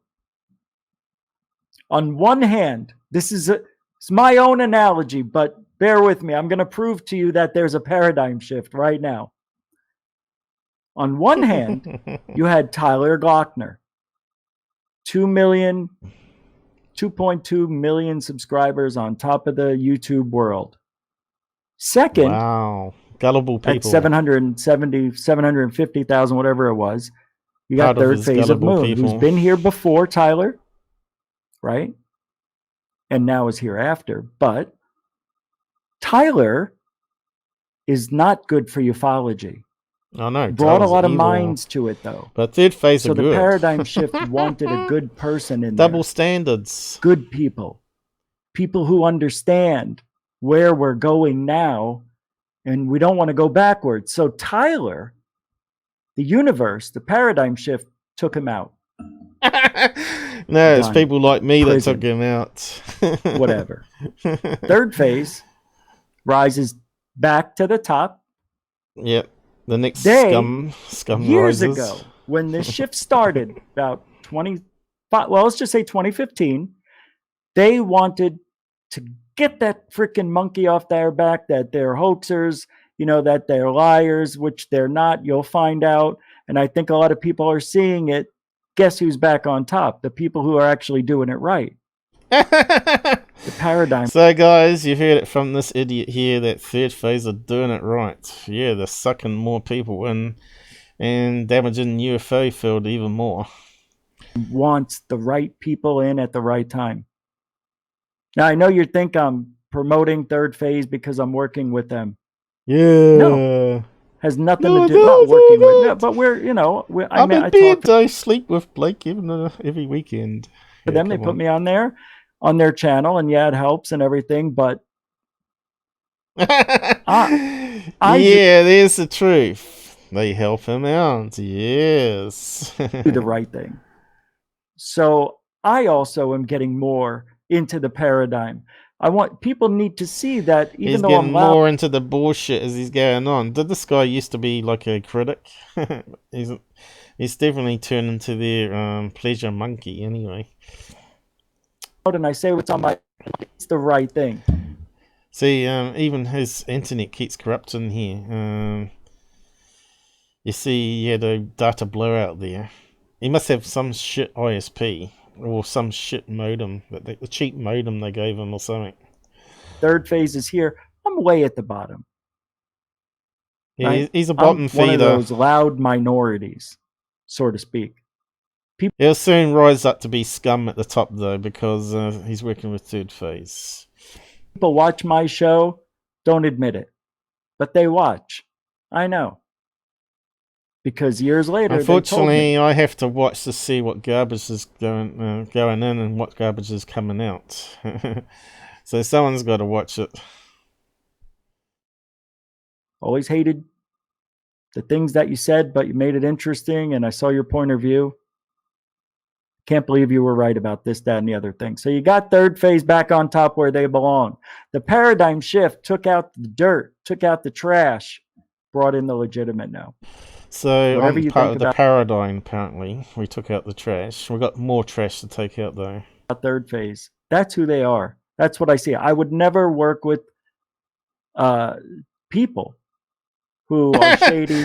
He wouldn't work with people. What's he mean? He wants to work with monkeys that work in Hawaii? I don't know. Lie, cheat, and steal. It's not what they do. It's amazing. So the paradigm shift did what it needed to do for YouTube. He works with and it brought in, and you will see. And I'm a little biased because I always said, even when I was against third phase and called them out for, it's a bullshit, that's fake, that's something they built. Look at these guys. Who do they think they are with their Which hair? we'll cover next, by the way.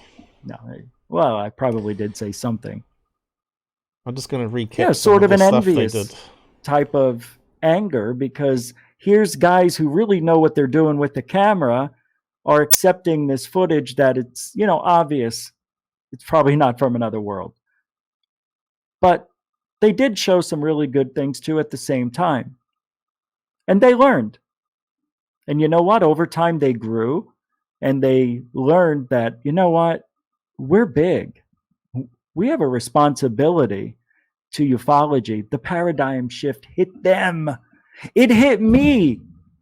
Remember what I said? Months ago, I said, I don't... Have you heard such crap in your life coming out of this guy's mouth? I don't know about you guys, but he's got to be their sock puppet. That's all I can say. Know what happened to me. But I'm probably one of the last of them to fall to the wayside, of people who had a lot of anger, who, you know, spoke their mind and yeah, a lot of anger that are damaging ufology all the time. and that's not what this paradigm shift needs. Yes, I'll still be me, but if you haven't noticed, I don't talk about people the same way I used to. I'm starting to wonder if there's something in Red Bull that makes people's brains go, you know, like heavy weed smokers. Puts a hole in the brain or something, you know. Things change over time. People change. The paradigm shift wants this. If that's what you believe, there's a little woo in there, of course. Of course. But I look at this. Yeah, so enough of this clown anyway. So let's go on and see what third phase and what they're saying about third phase. So I started doing some research last night. I actually found all their court case records as well. So they're not squeaky clean, these brothers. If you go to my Twitter page or Discord account, you can see some snapshots I did. They've got a page of traffic violations for all sorts of things. But there's one particular one there that I thought was quite interesting, which was him and his brother got someone to put a restraining order on them. Now, we don't know what it's about because it was terminated. And there's 2 accounts. So obviously it happened twice. And they've terminated it twice. I'm not too sure any more details than that, but that happened in 2011. So it's way before I even started watching these clowns. But yeah, they're not squeaky clean. So obviously they were annoying someone.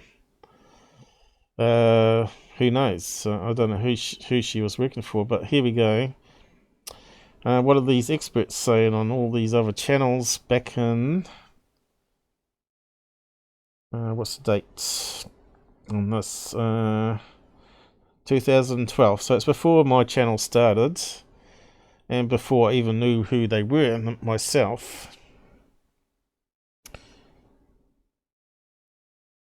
We found the diet. Yeah. Dirt. Found the dirt. Out there, found the dirt, yeah. Third phase of the moon fraud group. So we'll just have a read of what they had to say on this one. I've seen many fakes, but these guys are just cranking out the fakes. Just take a look. So this is one where they started using toys, UFO toys, and putting them on backgrounds. So let's just have a quick look at this one, see what we've got here. Get rid of the sound. So we're looking at balloon summoning. California, is it? Because they did go and live there for a wee while.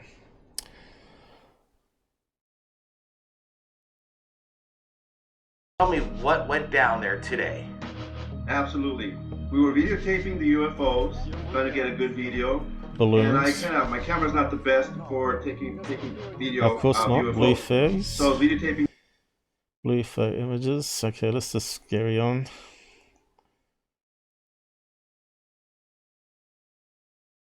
Let's see what the fakes are. It's going to be balloons, this one. I thought it was going to be the toys. Unless it's added on the end. Here we go. What are we looking at? It's a rod. No, it's a solar tube balloon, is it? Where are we looking at? I'm not sure what meant to be seen. They got the police officers having a look too. Is that Robert Bingham that they're associating with there as well, is it? So it's not going to be the UFO toy one, unfortunately. I can't see anything in that picture.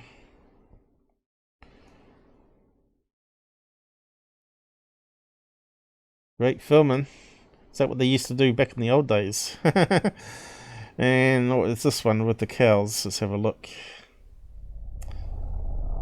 Oh, scary music.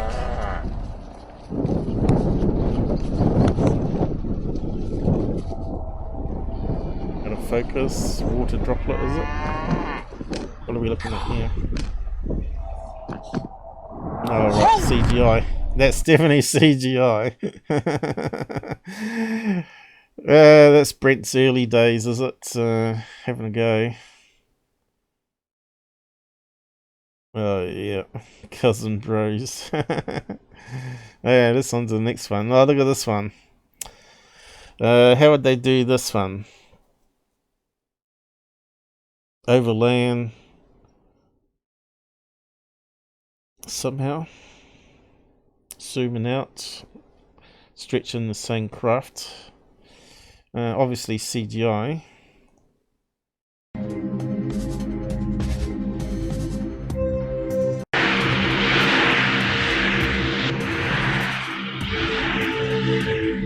Into a cloud layer. Look how artificial dumping that's going on there. See, it's got that sort of simmering effect to try and hide some defects, obviously.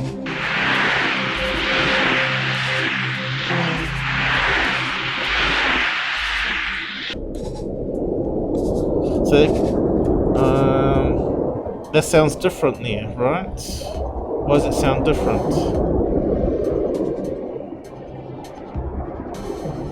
That sounded like a remote control, the first one. Where is it? That sounds like a remote control plane that someone's mucked around with, almost. A couple of rocket engines on it. That sounds like an RC toy. Now we got some artificial sounds over the back ons.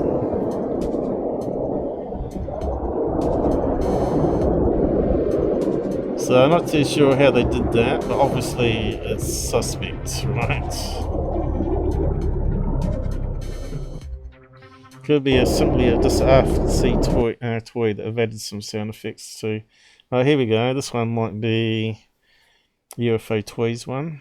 Let's just have a look. These are the ones that people have posted on this one saying they're really bad.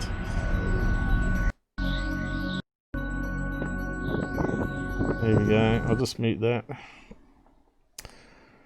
Here we go. It's a video. You can see the trees are moving, but that's whatever that is. It's static. See, it's quite a windy day. So what are we going to do? Is it a car park CGI? Come on, zoom in.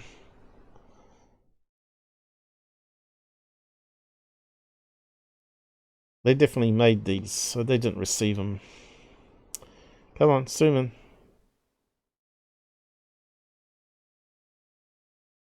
Now, UFO Proof used to bust their balls on these, and now he's switched sides as well, right? And now he's profiting lots of money from it. So they're trying to get this thing over the wire here to try and prove that it's a real object. I bet they're talking about it, are they? No, not talking. So they're just like early days where they just put music and didn't talk much.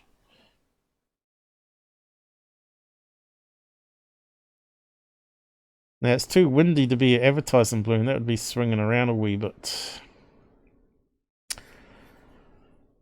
So, is it just easy CGI there? Because I can see it's in a blue part of the sky there, isn't it?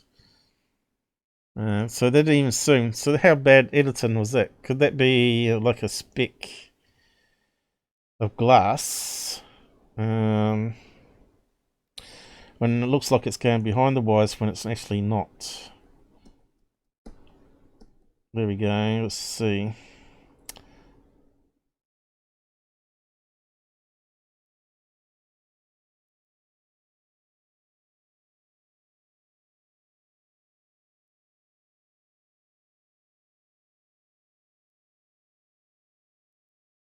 It could easily be CGI, couldn't it?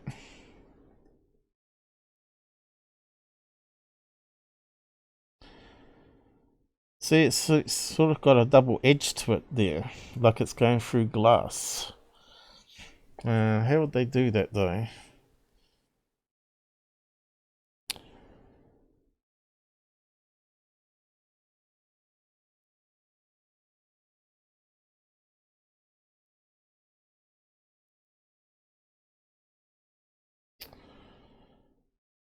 Looks like it's going through glass. Have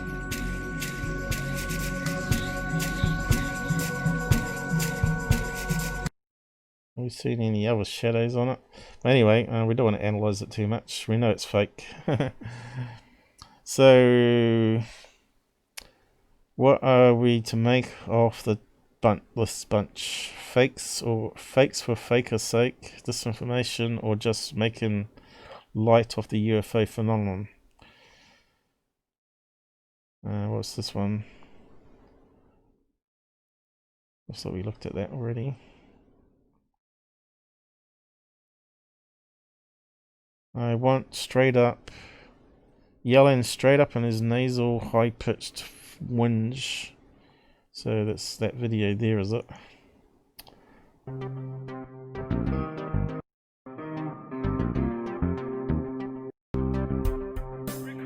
Straight up! Sorry, do you see it?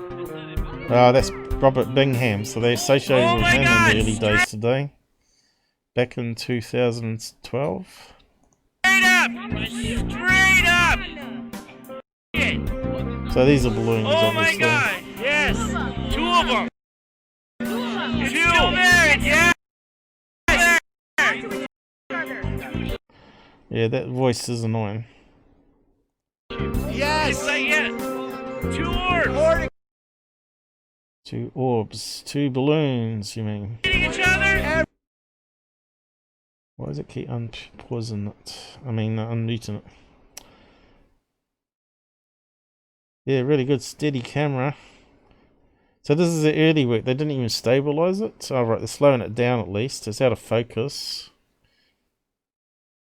Looks like one of those golden balloons that you can buy. Helium balloons. Here we go. What is it? Ah, it might be one with a printed stuff on the outside of it. What is it? It's definitely a balloon, wasn't it? I couldn't make out. It looked like a couple of star symbols on the outside of it. Okay, what do we got here? This is kind of thing this group cranks out at alarming speed. Let's have a look at this one. So they've still got these up on the channel because they're playing still, right? So, 2012. So they're still obviously getting views on all this stuff, right? That's how they're building up their channel.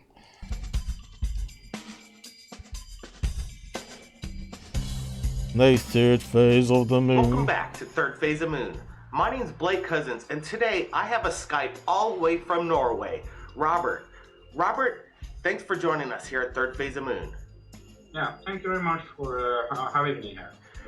Well, you made contact with us and you shared some amazing photos that you captured. Tell me, what did you see and what did you feel when you're taking the pictures? And do you have easily what is a beam ship, meaning alien spacecraft, and what is not? You can easily pinpoint that. You see that very fast. And a beam ship. I was a beam ship engineer. It means that I build spacecrafts that can do faster than speed of. Moon received this amazing photos, and we've been taking a real close look at all. Is this the picture they're talking about? Because it's obviously fake. Beam ships carry, is it nuclear, is it fusion, is it black matter? Do you have any idea what it is?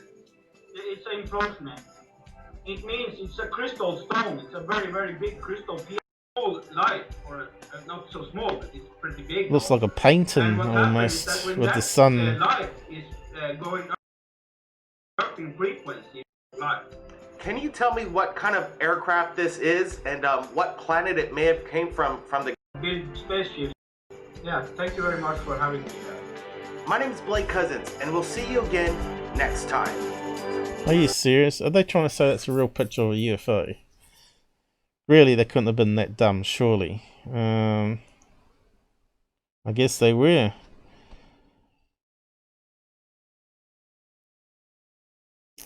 Looks like the guy's painted a UFO on a piece of glass.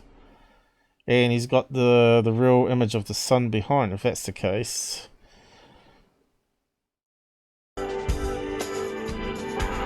My God, surely not. Can't be that stupid, surely. So where's these photographs then? Is that one of them? Okay, what's the beam ship here? We get lots of lens flare, and we know what these things are caused by. It's caused by the aperture, design of the aperture. And of course the angle here, screw with it. And we're getting lens flare. So where's the beam ship on that one?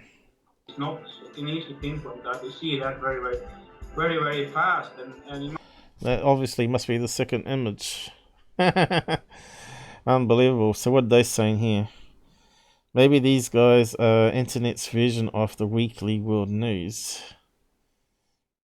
YouTube is free to use and post your wedding video on it with 122 views, and I never saw a dime. Yeah, you got to get it to a certain level, unfortunately. Someone on ATS said some of these hoaxes are doing this for ad money. No shit, Einstein. As I say, I don't fully understand it, but I think the dollar worked like this. Generate many views. Yep. Sign up for partnership. Yep. Money rolls in. Well, yeah, if you get lots of views. Okay, and what's this one? I've seen many fakes, but this guy is just cranking them out. So what's that one saying? Didn't say anything to it.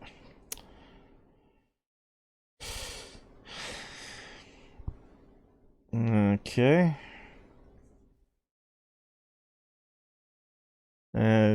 Actually, this is precisely what we did. He was asked if he was just entertainer. He was trying to see the problem of the solution or the solution. That's what I keep saying. Either you're part of the solution or you're part of the problem. We went back and forth on this. He appeared, and after he was never able to justify his position on anything. So as he talked about third phase Blake, I guess. Well, that's one of them. That's on the Paracast website. And we got another one. So this is, I just played the goof on saying how they're professionals and they're changing the UFO scene for the better. And then you can never forget these guys built their big channel up on this rubbish. If they want to do a paradigm shift, they need to cancel their channel and start a new one from fresh.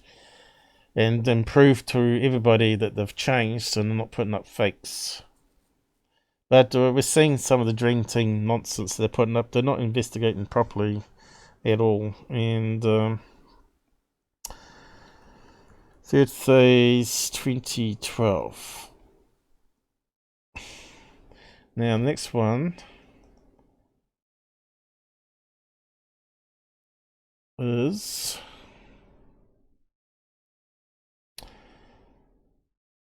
Kahuna Research Group. Is that on Hawaii, is it? Collection of recent scientists, originally research articles and latest news from KRG. KRG investigates Hawaii UFO hoaxes. Third phase of the moon. Third phase of the moon. I keep putting that in because when they put the word that in, why did they get it wrong? Oops. What's happened now? I stuffed up. Yeah, so this is in 2013, so it's another year on, right? Hey, Professor, how's it going? I just saw you there.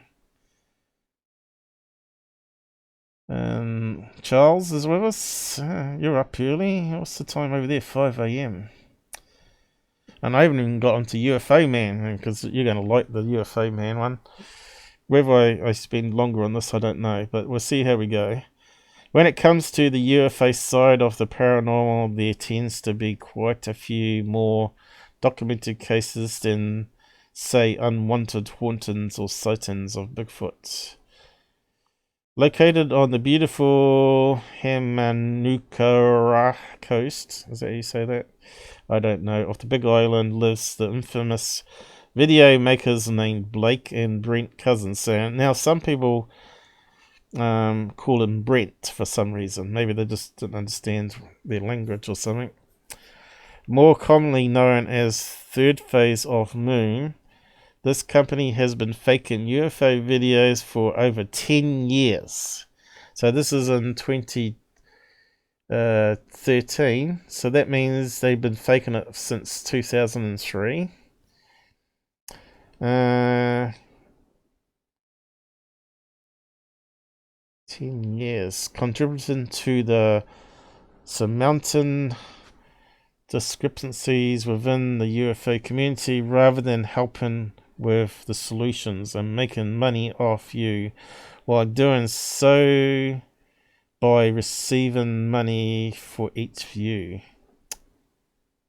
These two are also the creators of Night Marches movie, a movie demonizing a local Hawaiian legend and making it out to be another Blair Witch type movie. A quick Google search reveals at least Blake is an aspiring actor. Yep. And an active listing on the movie database, so he's an actor. Here's our first hint. So we've heard of actors before, and who was the actor also? Tyler Clockner. He fancied himself as an actor and a script writer, and he wrote plenty of scripts, as we know, on his fake leakers.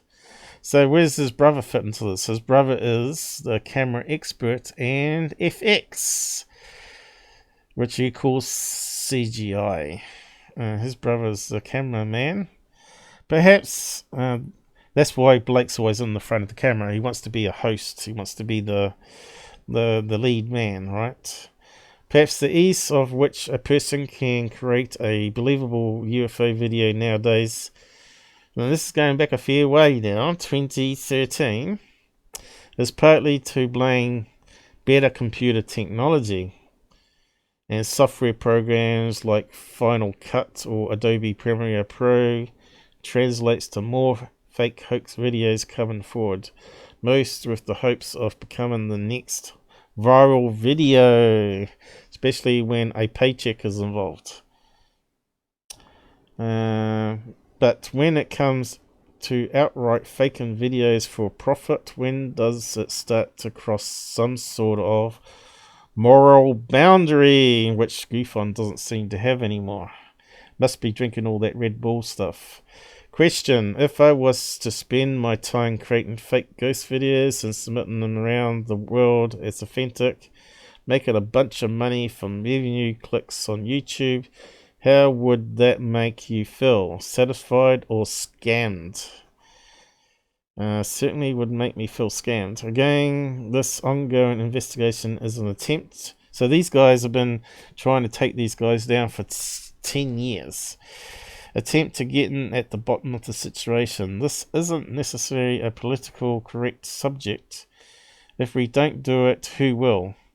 It's our obligation as the Big Island's premier paranormal investigators to investigate a possible case of UFO hoaxing right in our own backyard. So it was a paranormal group from Hawaii. And even they are pissed off. Oh, sorry for the language. After investigating and doing some homework, the time is long overdue for these two to be exposed for what they have been doing. Other researchers around the world have caught on to their schemes. Some have gone so far to debunk some of their videos, calling them out right in front of them as thousands of viewers.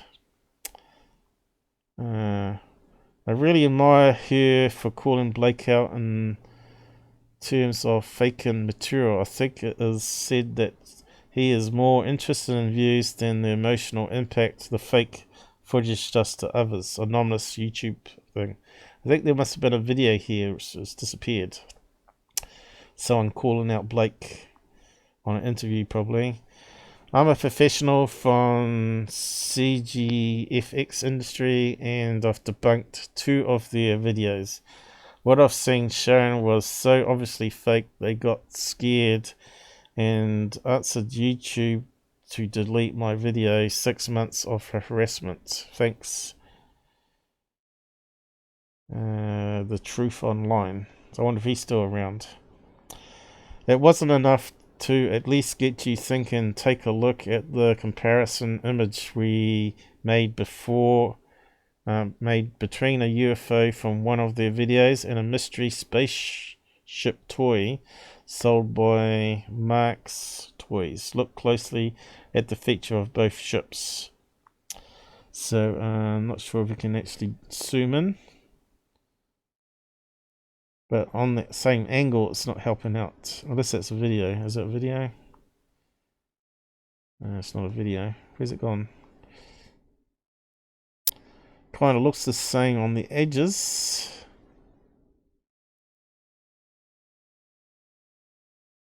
It's not the right angle though, is it? Can't see the circles. It's too dark.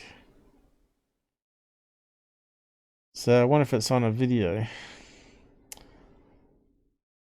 But it kind of looks like it could be the same. Even the well-known website Project Avalon has a forum about Beware Channel Third Phase. Okay, I wonder if that still works.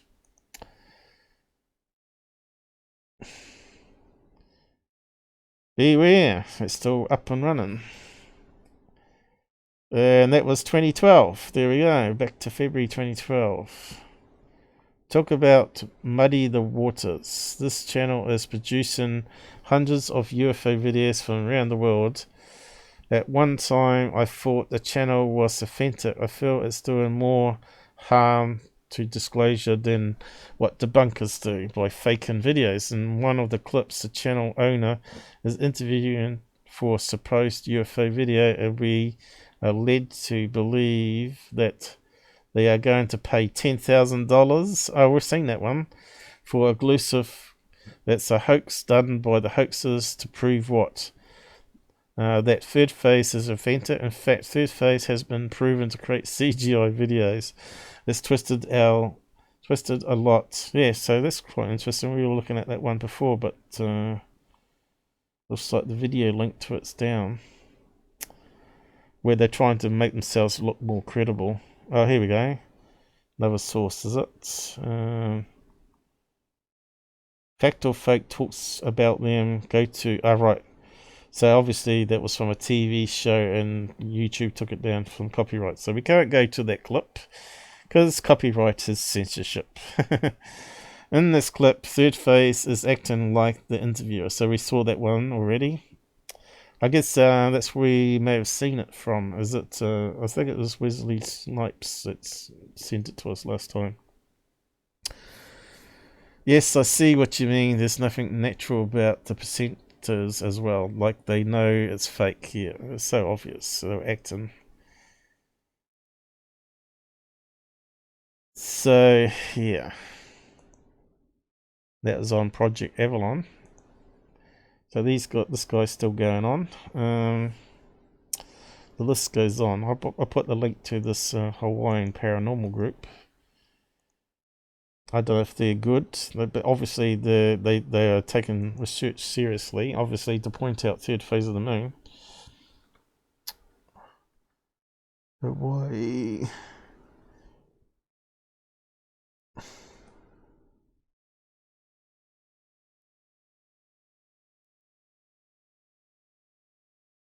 So it's like the Dream Team was trying to create a new image for themselves, right? So they're trying to become more credible. They're trying to get big book writers like Preston. Unfortunately, he's been dragged in, and it's going to ruin his reputation doing so.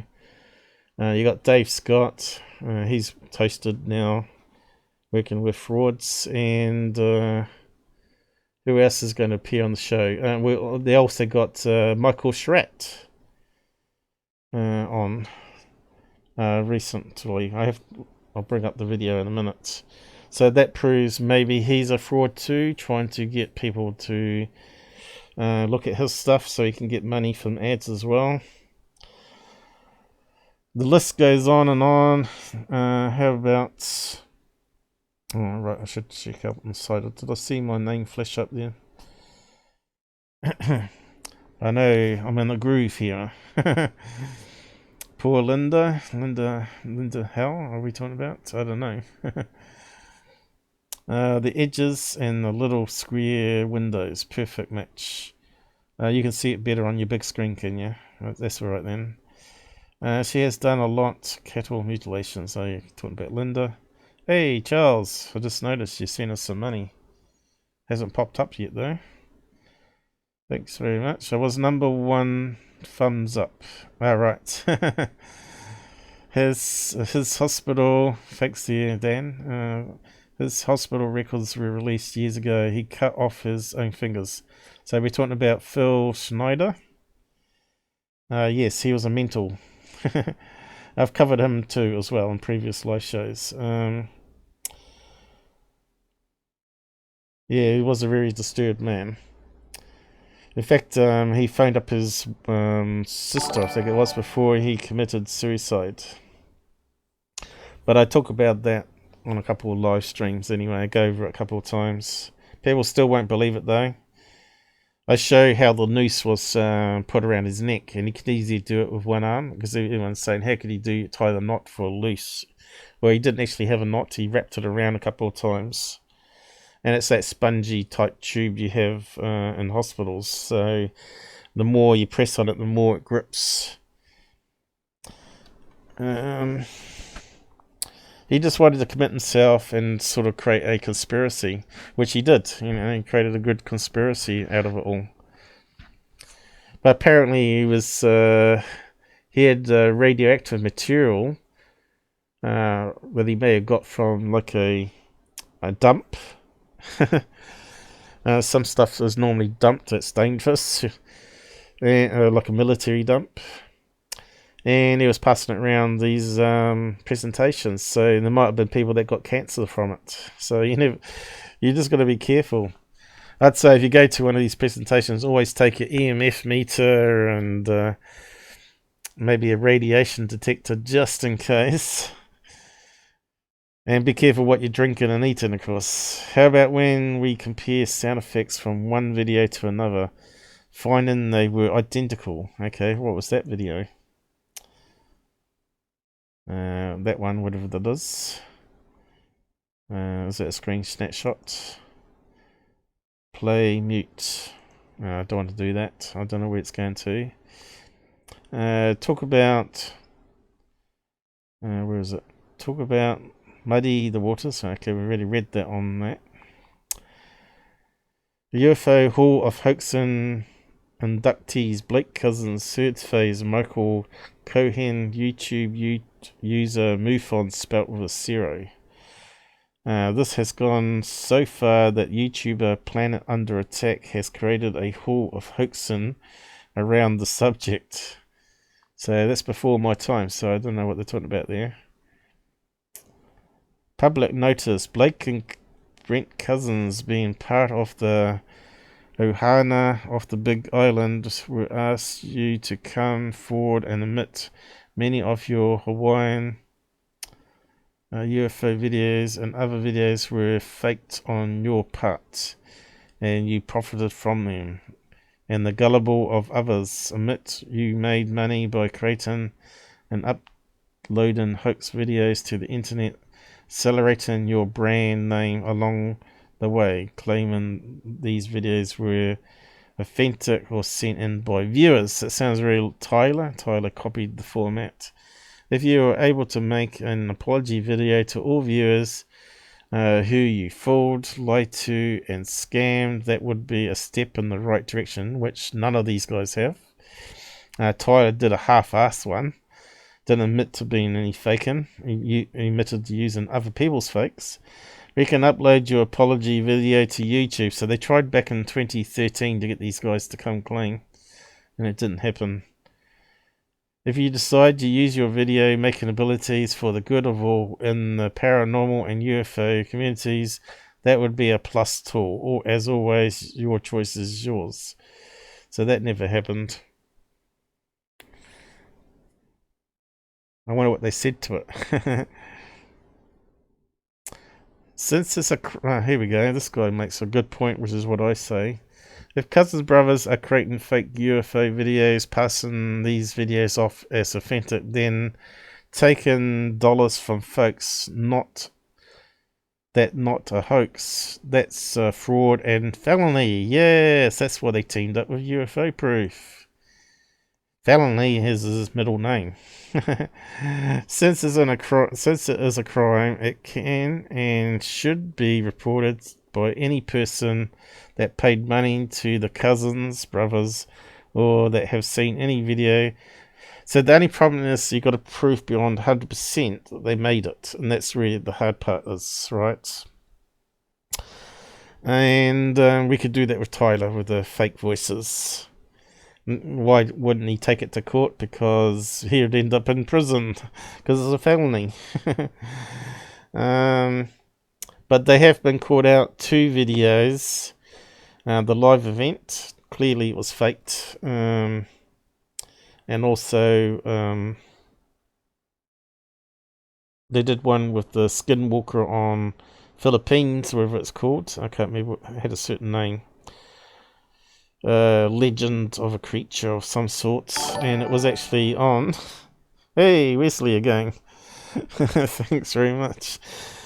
It was actually on their own island, and someone noticed the same car parked out on the street when they drove past, and it's on Street View, and so they got debunked very quickly of making a fake video there, which they never owned up to. And no way that is possible. Yeah, Look Now TV must be a major company with employees behind it, because I've seen their videos featured on major TV programs. Examples, see their videos on Discovery Channel. So that's the same as Scott C. Warren, right? Finally, Sci-Fi Channel, to name a few. These people behind that channel suspect have heavy connections in the entertainment Hollywood circles, for sure, probably. Even if you look off the main page on YouTube, they have some Hollywood lawyer on their main page. Ah, I didn't know that. So it's all connected for the big bucks, huh? You know, you look at the main page, have some Hollywood lawyer. What do we got here? Promotes some ghost show. Anyway, I think UFO Theatre has Look Now TV on their blacklist. Talks more about them there. Good entertainment from most of those type of channels. That's why they have so many subscribers and viewers. Guy up there calling for Third Face to be jailed is a complete idiot and very uninformed, as he's probably a failed YouTuber. Here we go. It's all jealousy and hate, guys. Or paranormal blogger, and he's outright jealous. Oh, here we go, jealous. This is how they deflect, right? Creativity, people earning money of what they have to do. We have no problem of people being creative. If they omit a disclaimer on the front of the video saying this is dramatization, we're quite happy with that, but that never happens.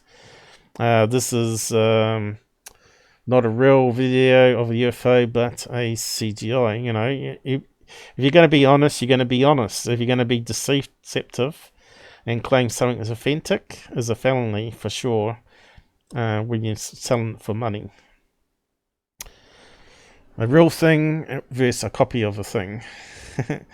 It's like buying a painting that's a copy and been told it's the original. Van Gogh goof. Anyone can post the original art or program on YouTube and yet get paid for it through ads. Might as well jail Hollywood, because 90% of ghost and UFO shows are fake to start with. But are they? I think a lot of it's mistaken identity. When they hear sound, they think it's a woman screeching when it actually could be an animal outside the window or in the loft, or whatever. Squirrels. Shelly knows about squirrels running around in the loft making noise. Jail them all. Well, actually, jailing most of Hollywood wouldn't be a bad thing, really. And bankers, and Californians, and anti-Trumpers. Crazy people that believe all the fake news out there. Their videos are so obviously fake, though. They don't need to be debunked. Well, that's what everyone keeps saying, right? That's why I only put out one debunked video, really. One big one. I did occasionally weekly ones, which were so bad. So there's a few comments there anyway. So yeah. Go back and listen to what MUFON said at the start there, and then look at all that. There's no way you can forgive them for that. Unless they started with a fresh channel and started putting disclaimers on things. Saying it's their opinion. We have no scientific skills. But now they're trying to off-put themselves from the UFO videos. They're trying to put it onto the other UFO people out there, which are not debunkers by any means. They're believers with zero skills, like MUFON. So, on to the next one. UFO Man. But I should really look at the Dream Team video, so let's have a quick look. Maybe I should put them at the end again. When do I do... Yeah, let's see, where should I go? Let's have a look. I'll just have a quick look. Where did we finish off? So Michael Schratt is now being featured on the Dream Team, and he's allowing some of their footage on their channel now. And he's talked about the same one just on the Martin Willis show, and before that he was talking to Dolan. UFOs worldwide light up over the night streets. So I might just come back to these ones. What's this latest one? President Trump demands transparency.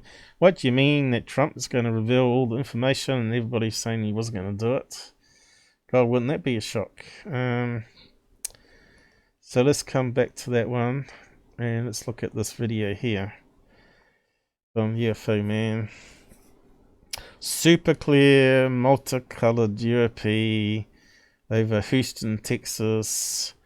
Full raw video. So MUFON case. So we actually got some information this time, guys. So we got a MUFON case number.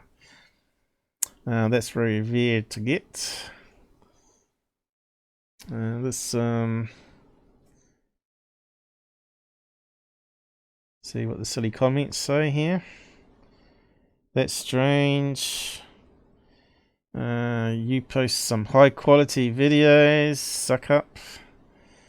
UFO Man. I can't quite read it. This one, I would love to see you spend time adjusting the light and contrast. Well, maybe you can handle that much to see the structure behind the light. What's he saying here? Actually tried to do that. This was my best I could present. It's a joke, isn't it, guys? Well, I'm going to show you exactly what it is in a minute. At least I think I can. We'll just go over it. Well, that's amazing and so beautiful. I had quite a few sightings tonight. They all seem to be out and about. Love these videos, man. #1 fan. Lito Hernandez. What's that type of name? Is that South American? Or Mexican, is it? Somewhat similar to the 4 that I chased. Multicolor with translucent? No. Large container that was filmed, when it was filmed. Large container. What's that mean? It was filmed. This is one of your best UFO man. Oh my god. Amazing. Okay, so let's have a look at the video and I'll break it down for you.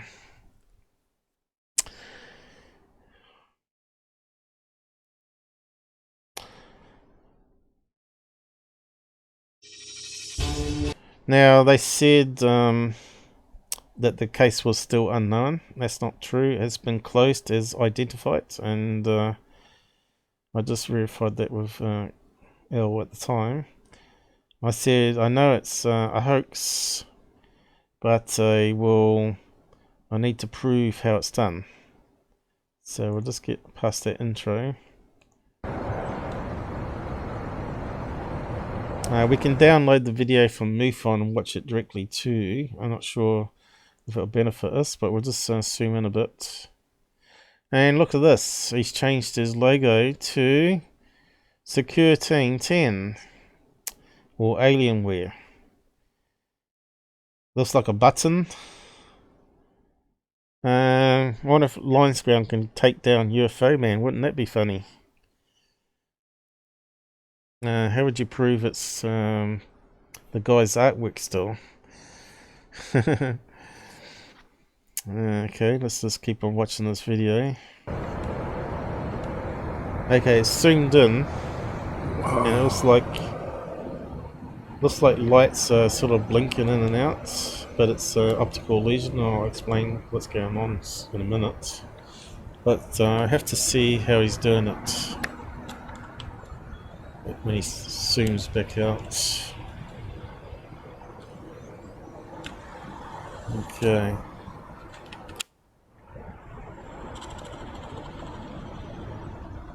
Do you guys know what's happening here?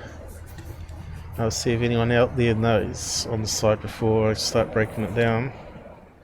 Anyone got a clue?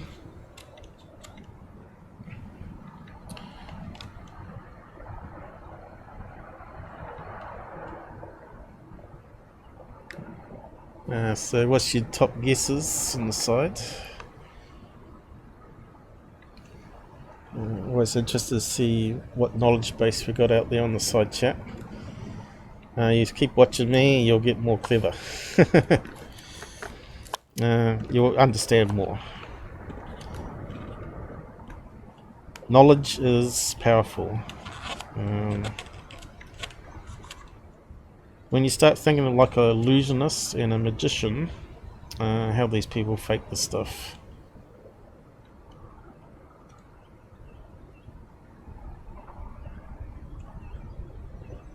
Now, it's a real thing, but it's been hoaxed to look like it's a mystery, some type of UFO, I guess.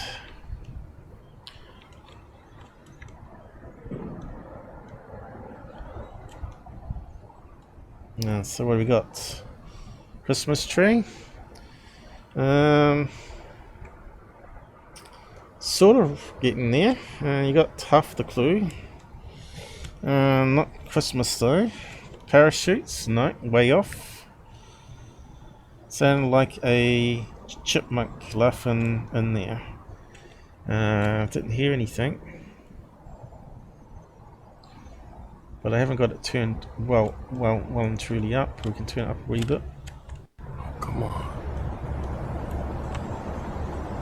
What the Okay, now we're getting what I was talking about at the beginning, the cell look from interference patterns when it's out of focus. So that's probably a moon, probably. Or planet, Venus, could be. But where's the rest of it gone? Haha. So what's happening here? As soon as he zooms out to a certain level, it starts making this funny pattern.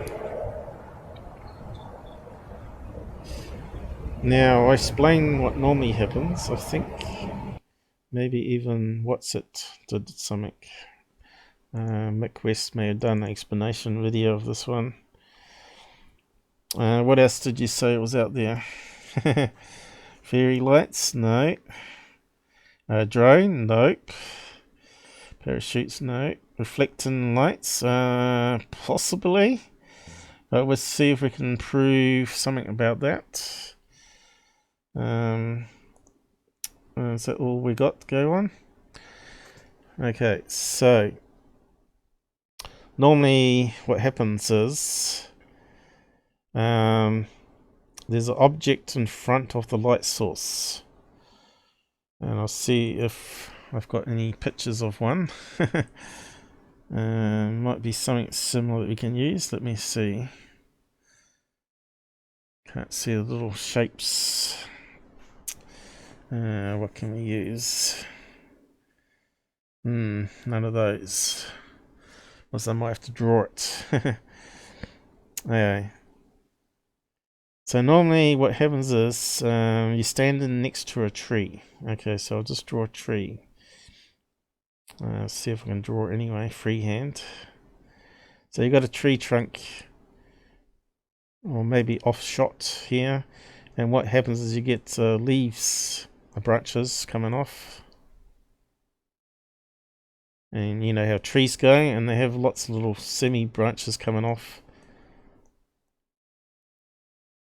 And they have lots of little leaves on it.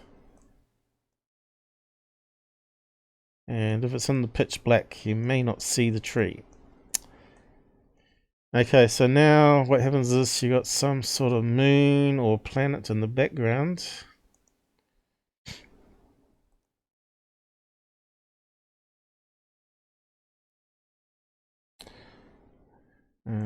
Just draw it over the tree. And it might be not fully over the tree, but partly over the tree. And so what happens is the leaves and the branches block off some of the light from the source that they're filming, but you can't see the tree. And so the leaves are bouncing around, and it looks like it's creating this funny pattern. And here would be like a branch going through here, maybe some leaves, another branch here. So is there a tree that we can't see in the image? So we need to find that out first. And you notice when he zoomed in, it actually looked normal. So what happens is you actually it's not, if we get to the right size here, if it's like a small light at the very end where you got lots of leaves that's sort of hanging over, if you zoom in on that, the leaves are going to go out of focus. You won't see them, and you'll get the in focus light. But he was going out of focus. What do you call it? Out focus, not in focus. There's two ones where it's before focus, in focus. Now, what was they call it? Inside focus and outside focus. So then you got in focus. So you're zooming in, so it looked that you were getting less of the leaves showing up, right? It was like how the light works with the smaller, the pinhole business. So, was he filming? Was the tree there, or was it a reflection of a light on a window, like a bus stand? You know, you get those outside bus stand that have the glass. Could the light source be reflecting off the moon behind him onto the glass, which is going through a bunch of tree leaves? So that's what I'm going to try and have to figure out. Can we find out in this video? So now you know how it's being created. You can start to see where I'm coming from now. See, there you go. It looks like branches in front of the moon, right? So is it a reflection on a window? Branches. Looks like end of leaves there. There's the moon. Or planet Venus even. There you go, look. When it gets in focus, you can start to see it.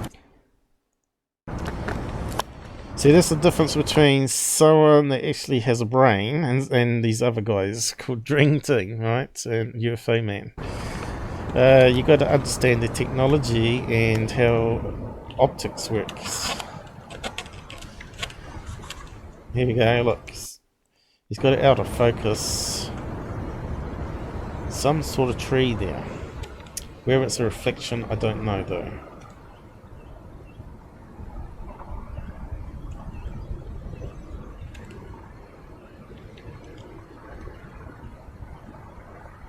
You debunked that one already, Susan? So he's filming it through a tree and it's moving slowly over the tree or something. It's got to be the moon, maybe. Filming it through a bush. So where did he pan back here?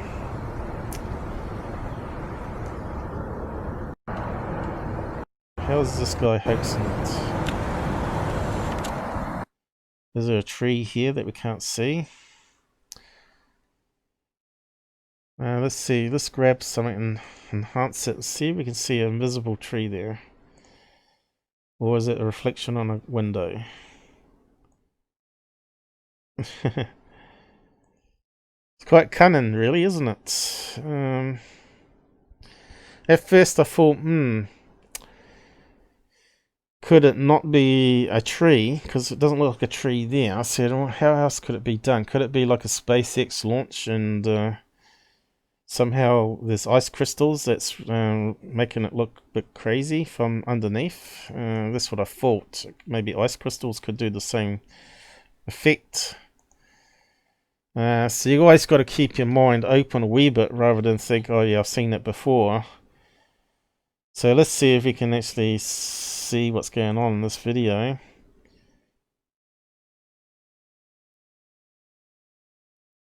And you can see here it looks more like a light, and that's what, traffic light. Now let's put it through some filters.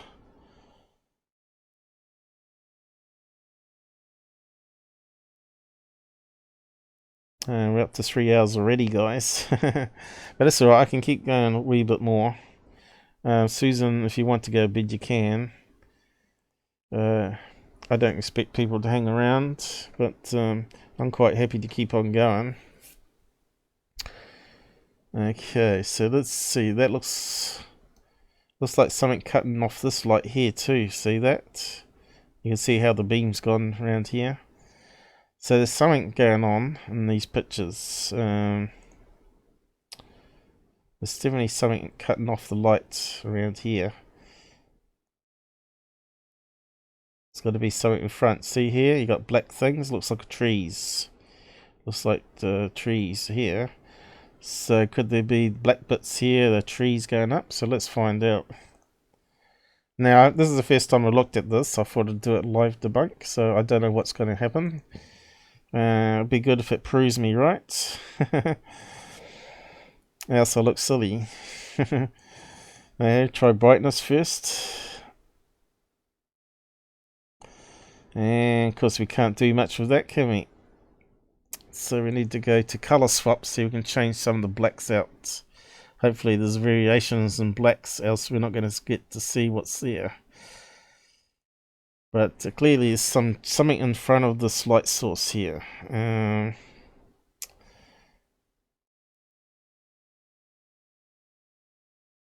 What's we getting?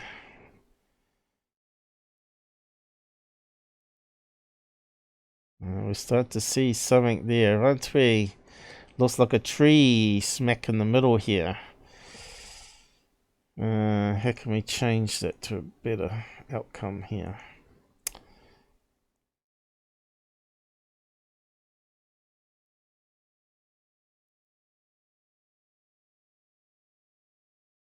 Maybe it's not. RGB is not working for us. Maybe something coming now.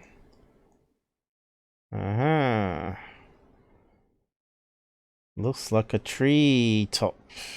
2 trees, maybe 2 trees, and that's in between 2 trees. And looks like a stem coming up here, and a branch going across here. So it looks like there's another bunch of trees here.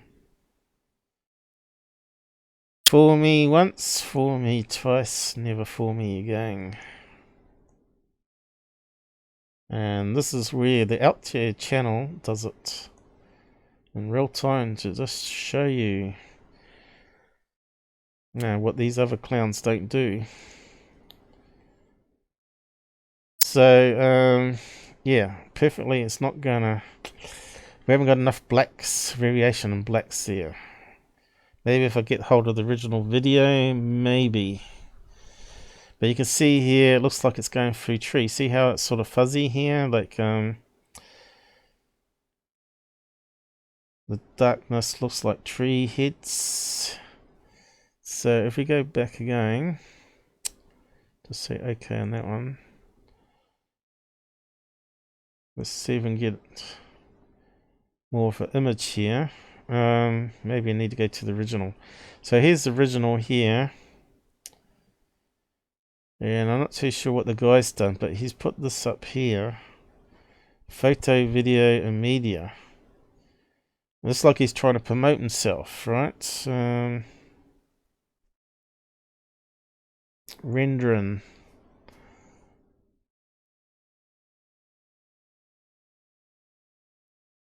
What's he trying to say? Copyright 2015, but when you submit it to MUFON, you lose your copyright. I'm not too sure what that's meant to represent. Was he saying it's a fake there? Okay, let's see. We can only download it as a 1080p. If he had taken a photograph on 12 megapixels, I bet if we ran it through the filters, it would pop out. So that's why it's so blocky looking, and it's probably low quality. So let's grab the original. Are you happy with that? Because I know Charles said he thought it was a fake. Are you there still, Charles?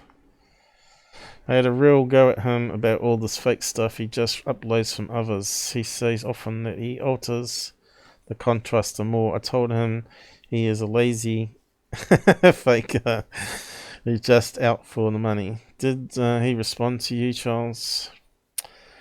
I have one I end up eating the lot. The pineapple ones are nice. Okay, I must have missed something. One-legged night crawler. No, he blocked me a while ago as I have had a go at him before. Yeah, I'm totally blocked, by the way. I have offered advice on his videos. I said this is this, and I've got a video that I've made that shows you why it is, and I simply get blocked. But he obviously watches me. He knows exactly that they are fakes, but he doesn't care. Night crawlers. No, we're not doing the night crawlers again. Half moon, full moon, total eclipse, Java cakes, the dogs. At least I knew it was fake when I messaged Paul. Yes. And I said I couldn't be bothered with UFO man back to him. But I thought I'd include it today for you, Charles, because you wanted to answer. 2 of his video clips today, or 2 ago, 2 days ago. Well, I'm not sure which other video clip you mean. I only found this one. So, yeah, is it downloaded yet? 7 minutes left, damn it. That's why I don't like MUFON, because they're crap.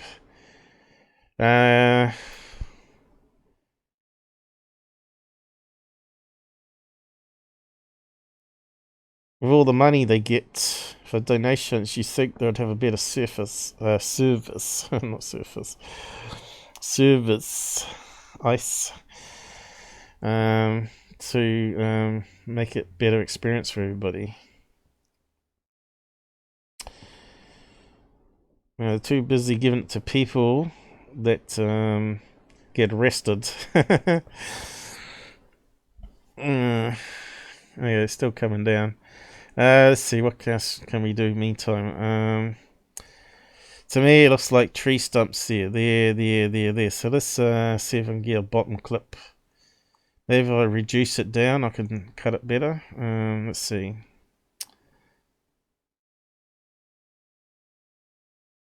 Yeah. That'll do. And try it cutting there.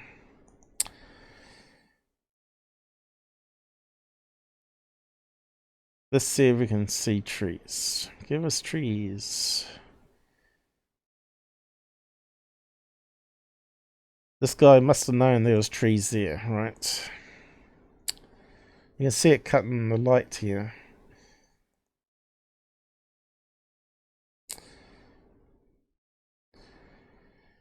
The thing is, I wasn't sure whether it could be a reflection also in a window. That would make it a bit more obscure, probably.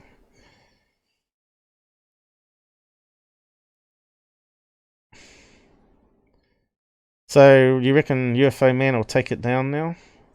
Say it's not unsolved UFO video? That has been now fully debunked and explained.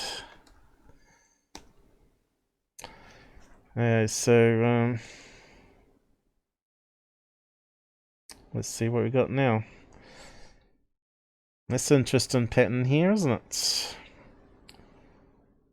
Need to move him out the way a wee bit. So looks like ends of bushes here down here. See that top of bushes? Maybe some branches going up.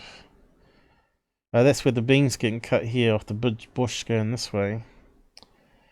Looks like some trees going up this way. Let's see if I can. We can't seem to get it to highlight out better, unfortunately. Let's try curves a second time.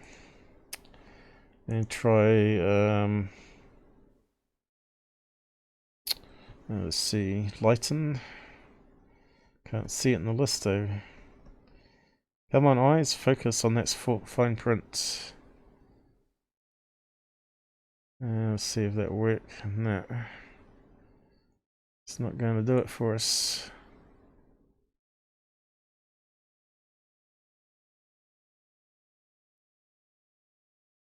Contrast.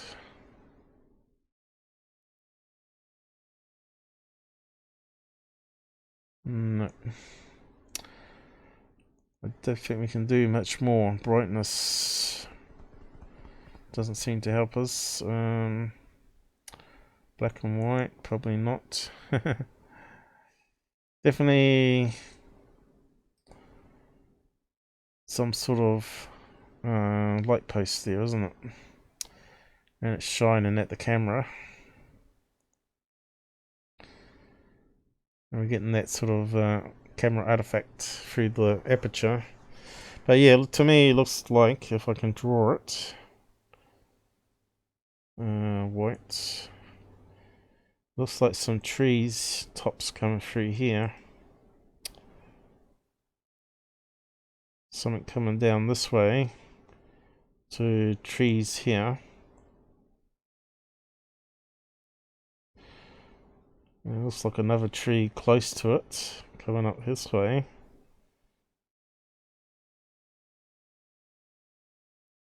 Something like that, maybe.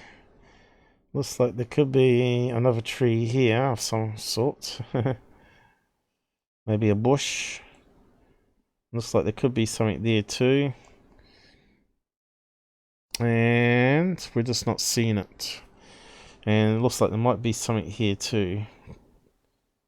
Coming up. And this one here, we got a tree. Or a bunch of bushes that are really close together that formed a hedge of some sort, maybe. See the bottom of the tree here. And another tree edge here. That's showing up a bit more because we've got the street lights behind. And some of it's cutting across the beam here. Only a wee bit. And looks like it goes up to about there. It looks kind of like small trees. And we're getting some, could be branches, maybe some fine branches going up where it's making some artifacts in the brightness of the light coming here. And that looks like it's a moon passing between two trees, and we're seeing the leaves of the tree. Does that make sense? I've tried my best. It's a bit hard not having a drawing tablet. Looks like there might be something coming up here too. Up to there somewhere.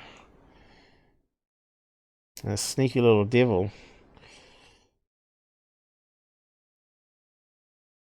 Well, that could be a moon, but I don't think it is. So let's have a look at the...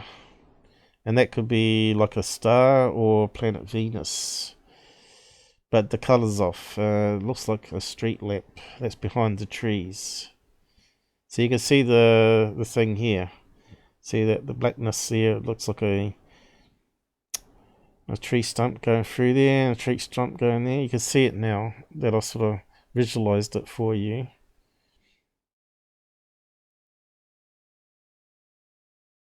So I think that one's debunked really, but we'll have a look at the original footage, see if it's any better before we pack in on that one. And I really wanted to go over the Dream Team stuff, but it looks like UFO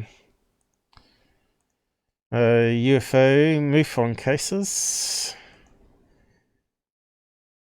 What did the guy say? Look at the blurb he said here. I'll read out the blurb while we're looking at the video. This guy's got a lot to say.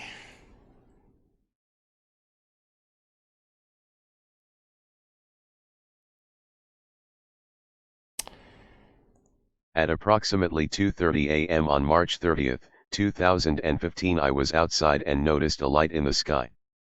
At first I thought it was a star, but then I noticed that it was changing color. I grabbed my camcorder out of the truck and started recording. As I zoomed in, it disappeared from my viewfinder twice. The third time I tried to record, I was able to record a metallic gray spherical object in the sky.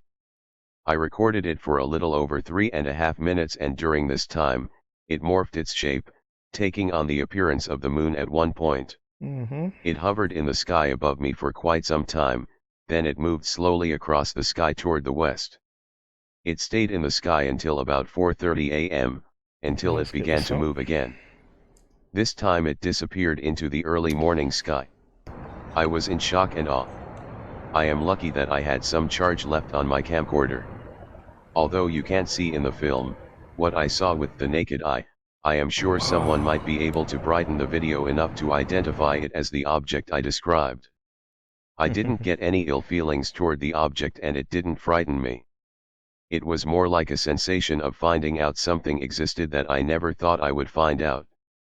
This was the main object that I paid attention to. You can see the tree. However, after reviewing my video, I saw that there were several other objects in the sky. I would gladly like someone to take the video and give me a logical explanation for what these objects are. Since the night of March 30th, 2015, I have seen these strange lights in the northwest skies of Houston, Texas flogged almost every night. I have since purchased a night scope to try to capture more video. You can see a Since tree I heard there, that can't the you? night scope technology might We be can see it alien better technology, now I than figured I'd fight fire on with UFO fire. Man's video. I am making an independent feature-length film and have published this video on YouTube as my trailer or preview of the film. Yeah, there we go. There's like copyrights. I wonder what his YouTube channel name is then. Is that where UFO Man got it from? So yeah, it's always good to see the original video footage, guys? Gives us a lot more to go with than what you get on these cut down fraud UFO channels, right? You could see there sometimes that you could see it was like a light in the sky slowly moving to the edge of the tree more. It looks to me like as a moon, and it's moved more behind the tree now, and it's less light showing through the branches. Yeah, there you go. And of course now he's mucking around with the zoom thing. We're changing the depth of field, right? So you start to see light come around the edges of the leaves and branches. And it's definitely moved since the beginning of the video. Look, you see here, look, you can see a branch when you pan back there, look. Whereabouts was it going? Here we go, look. Watch this. Look at this here, you can start to see a glint off the edge here, look. See that there? There's a post, so the other dark bit here was a post going up here. So is that the street lamp it's connected to here, going this way? But we still can't see the trees, which is a damn shame. Well, that looks like the moon then, doesn't it? When he had it in focus. And then it's out of focus again. Let's see. There. In focus, almost. Kind of looked like the moon before. Kind of looks like the moon, huh? You get the black shadows of the craters there. And it's obviously gone between the trees where the leaves are not overlapping it at the moment. There we go. Now we're getting the leaves. He's changed the angle of the camera, I think. So he's moved over, or he's rotated the camera around to get a perfect shot of it, and then he's angled it, see that it's breaking up again. Very cunning, isn't it? And there's the tree that's trying to film through leaves. Do we need to spend any more time on that? Do you want me to really analyze, see if we can see the trees a lot more better or not? Should we pass on that one now? Who's not satisfied? Who still believes in balloon, UFOs, and hoaxes? Yeah, it's dark in the video because I would have thought that light would have lit up more of the surrounding area. You can see there's only one mast light there. It's not very bright at all.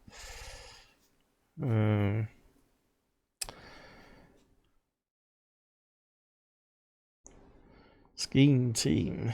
It was the comments that Renee made that made me mad, and then comes onto this channel who are debunkers, well, truthers, not debunkers. We do believe in strangeness. He or she is complete joke, just a UFO man. So what did they say? I'll give you a link to it anyway, and you can go and comment on his video if you want. You can say, if you want the truth on this, go and see the Out There channel, and you'll all get blocked. There you go. I'll give you a link to it.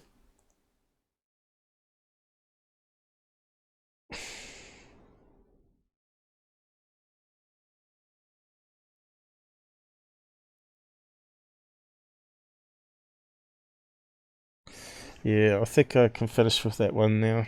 I'll probably run it through more processes and trying to bring out details. Now we got the better image, right?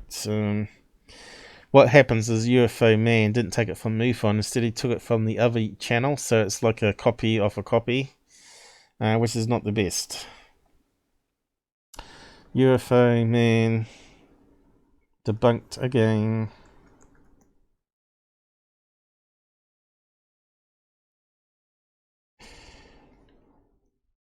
So what did Renee say on it? Did I miss that one? Oh, here we go. Normally I don't pay much attention to what Renee has to say anyway. Remember that episode of Land of the Lost with the invisible extraterrestrial alien and his invisible UFO? Both had sparkling and glittering multicolor crystal lights too. Mind-boggling. A big thank you goes out to you, Renee, as a newest UFO Man subscribed member. Much appreciated. Thanks, Tim. It's such an honor. Yep, and that guy keeps on going up. He just got another 100 subs not long ago, didn't he? Because Google messed up the stats like they kind of like doing all the time, so our counters don't work. 1,000 views, 130 likes. Did I put a downvote on that one? There we go, downvote on this. So I could put a comment in there and you won't see it. So I'll put a comment here. Garbage in Garbage. Alright. Spelled it wrong. Out.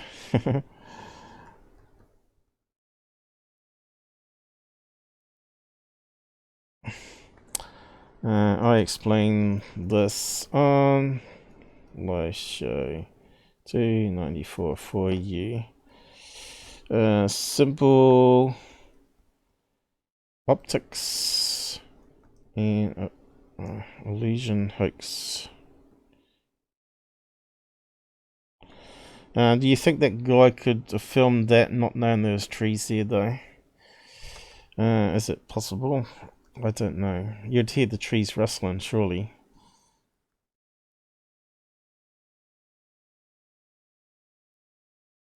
And of course, the more you do this, the more you're going to see the same thing that someone else has done. So if you go there, you won't see my comment because I'm banned. Because they don't want the truth. And that's the way it goes. And of course, you said there was another video there that you didn't like. Let's have a look. Has it been deleted? Because I didn't see it. He deletes videos quite often. Oh look, here it is again. Glittering golden UFO spotted over Ontario. So it looks like the same sort of thing going on. So let's have a look. Oh, horrible music. Trying to make himself out to be a music, not a music, well it kind of looks like a music video, doesn't it? But it looks like a Hollywood production. Fantasy.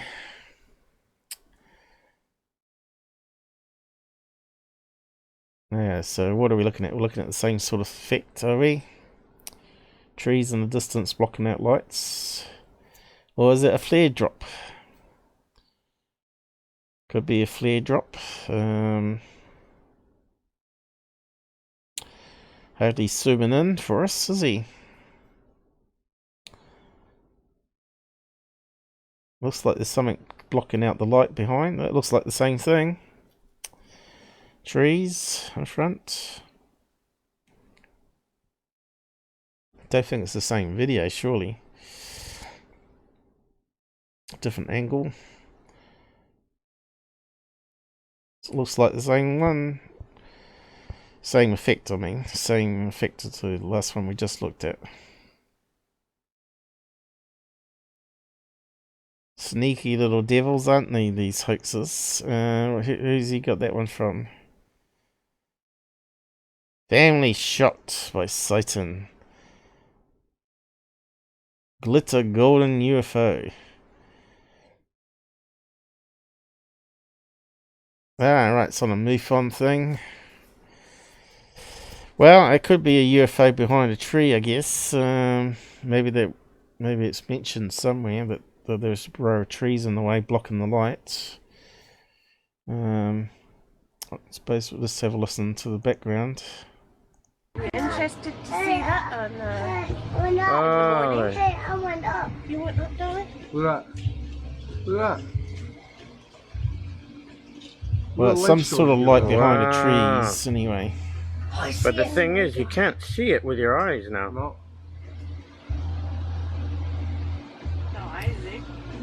What in the world?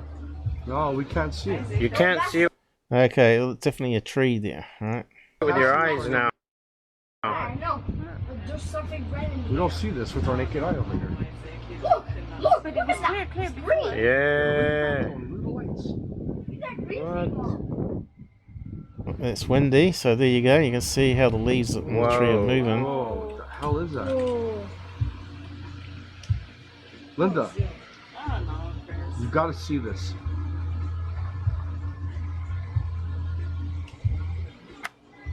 Wow, that's weird. So like you can't see it. My arms are getting so, but it's so. Okay, you see the branches there, right? So again, it could be anything, a light source of some kind behind trees. We got no reference point. We haven't got a day snapshot. If you take a day snapshot, which a normal researcher would do, you'll go to the location, take a snapshot where the guy was standing, and overlay the daylight over the video. You're about to see straight away, and the tree's in the way, right?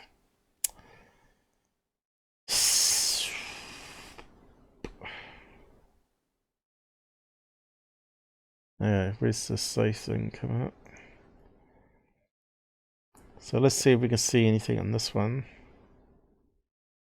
Maybe I'll need to go back to the beginning where it's zoomed in a bit. God, I love debunking these fools. You can con some people most of the time. And a few some of the time, and lots of people most of the time. But you ain't gonna fool me.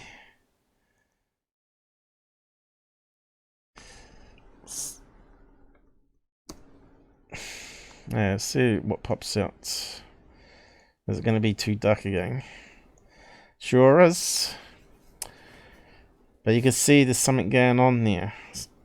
The light is being blocked out at various levels behind something. Again, we're getting the same sort of coloration as we did in the other one.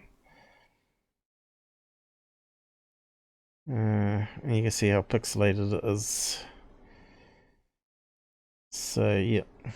There's a bunch of trees or bushes in the way. So even that one, we're not going to get it. I thought because it was a brighter light, closer light. Well, let's go back to the beginning.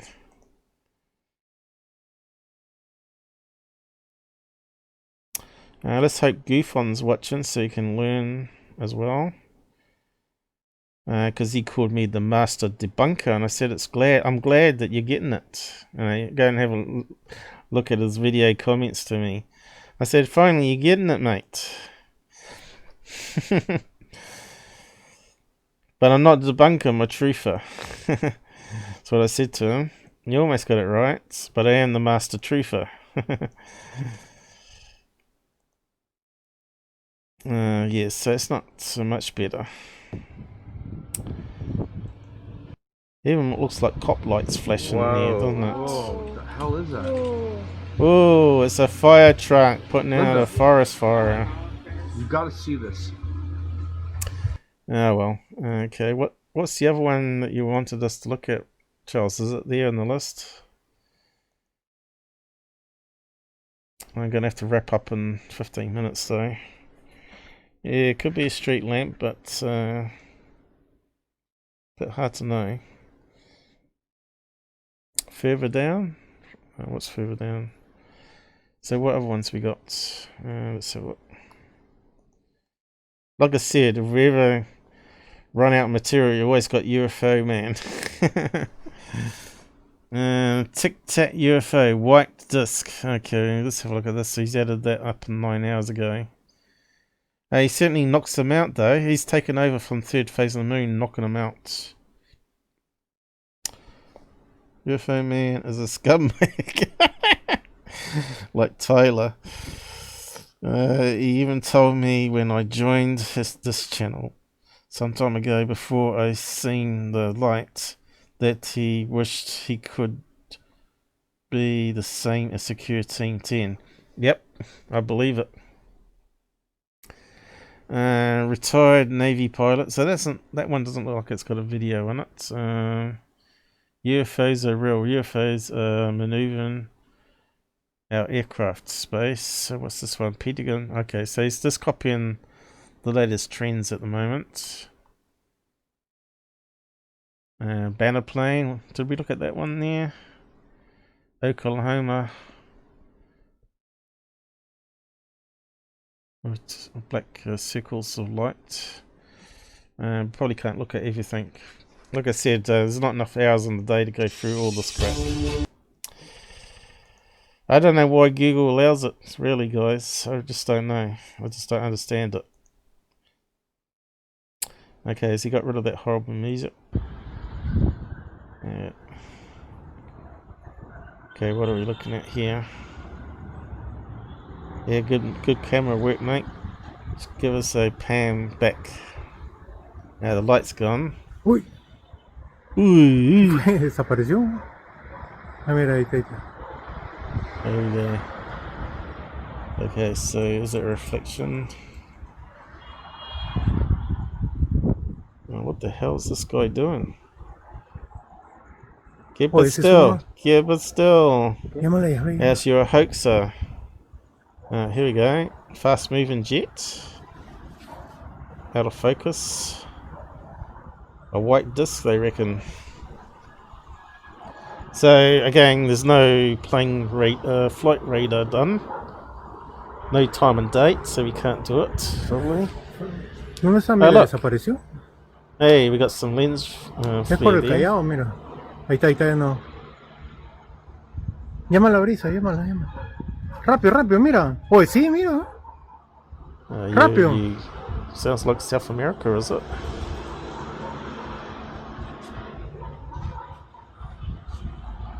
I never trust anything out of South America. So what are they doing? Shine a laser pointer at window? ¡Ahí lo tengo! Oh, here we go, here we go.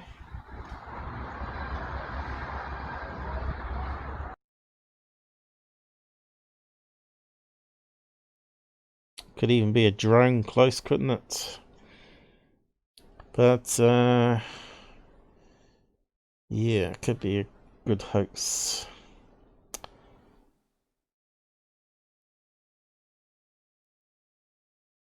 I don't really want to spend much time on that one, but I'm pretty sure I can figure it out. I wonder if we got date and time for it. Let's have a look. Courtesy of Alien Agenda. Permission granted. See, to me this is spamming. He's just playing clips from other people's channels. That's what Google calls spam, but it's not actually adding anything to it. He's not talking over it. He's not doing any extra analysis. He's not doing any review on it. That's why he's got to ask permission, you see, because he's using a clip without any addition to it, so he's got to ask permission, because it's not called fair use then. 4th, May 4th. But we've got no time. Where's the time? You see what I mean? Here we go, Peru. Never trust anything coming out of Peru. Let's have a quick look again. ¿Qué fue? ¿Desapareció? Sounds like he's almost laughing, doesn't he? Could that be ceiling lights? Ceiling lights, and oh, ese es uno. He's changing the angle so you can't see the ceiling lights. It did look like it was moving though. Could someone be moving it off a reflection on a window?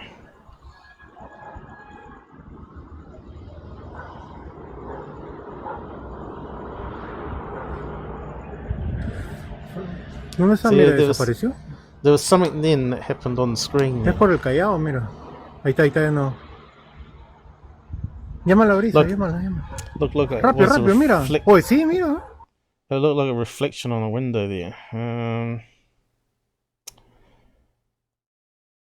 Sounds like he's outside, but it could be just a window that's open on an angle, right? And they're shining something behind him that's reflecting off the glass.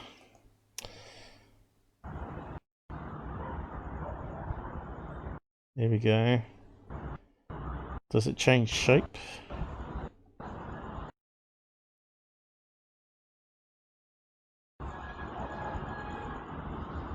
It's a hoax.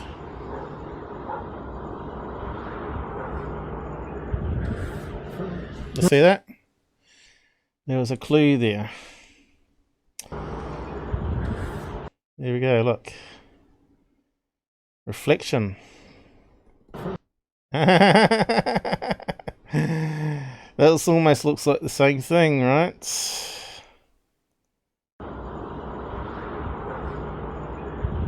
Oh, you hoaxer, there you go. ¿Dónde está? Mira, desapareció.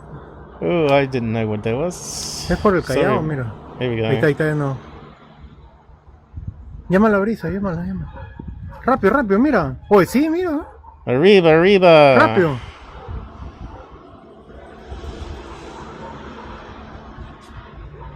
Oh, you hoaxer. Anyway, carry on. Reflection in the window, I think. Okay, on an angle, that is.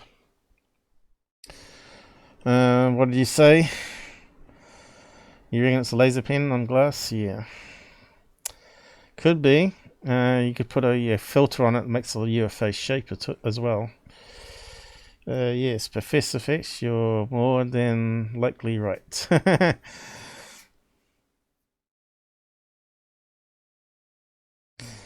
Yeah, it has the feel of being a hoax from the beginning, doesn't it? Normally, if you see a UFO shooting through the sky like that, you hold it steady as you can and keep it focused. So we look at this one here. Let's have a quick look at this one. Go away with that stupid music. Okay, what have we got? Orb-shaped or even disc-shaped black UFOs filmed with an arm. To yellow to red to black, but there it must be due to a completely different process. At NASA's Sight thermal FLIR camera, these objects seem to be traveling in tight flight patterns. Isn't this a connection of balloons? They could not be seen with the naked eye, only with the camera. These are flying over my friend's house. He sees them every single night with his FLIR camera. He has looked at this very closely. That wouldn't be the guy in Las Vegas, is it? What's his mate? Because he's a complete fraud as well. So, Joey Franco, the UFO hunter, shut down his channel on YouTube due to ridicule and censorship. I'm not surprised he's being ridiculed, filming crap like that.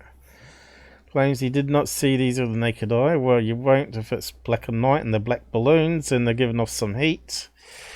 They were silent. Yeah, balloons tend to be silent. Flying over the house. Yeah, they tend to do that. They're not birds. No, they're not bats. No, definitely not bats and birds. That's correct. Formations are due to the fact that there are no wing flutter.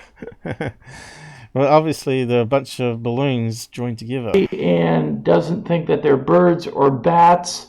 He has filmed birds and bats, and you can definitely tell the difference because you can see wing flutter, whereas in this footage there is absolutely no wing flutter. So what I'd like you to do is take a good look. Hey, experts down the side, what do you think?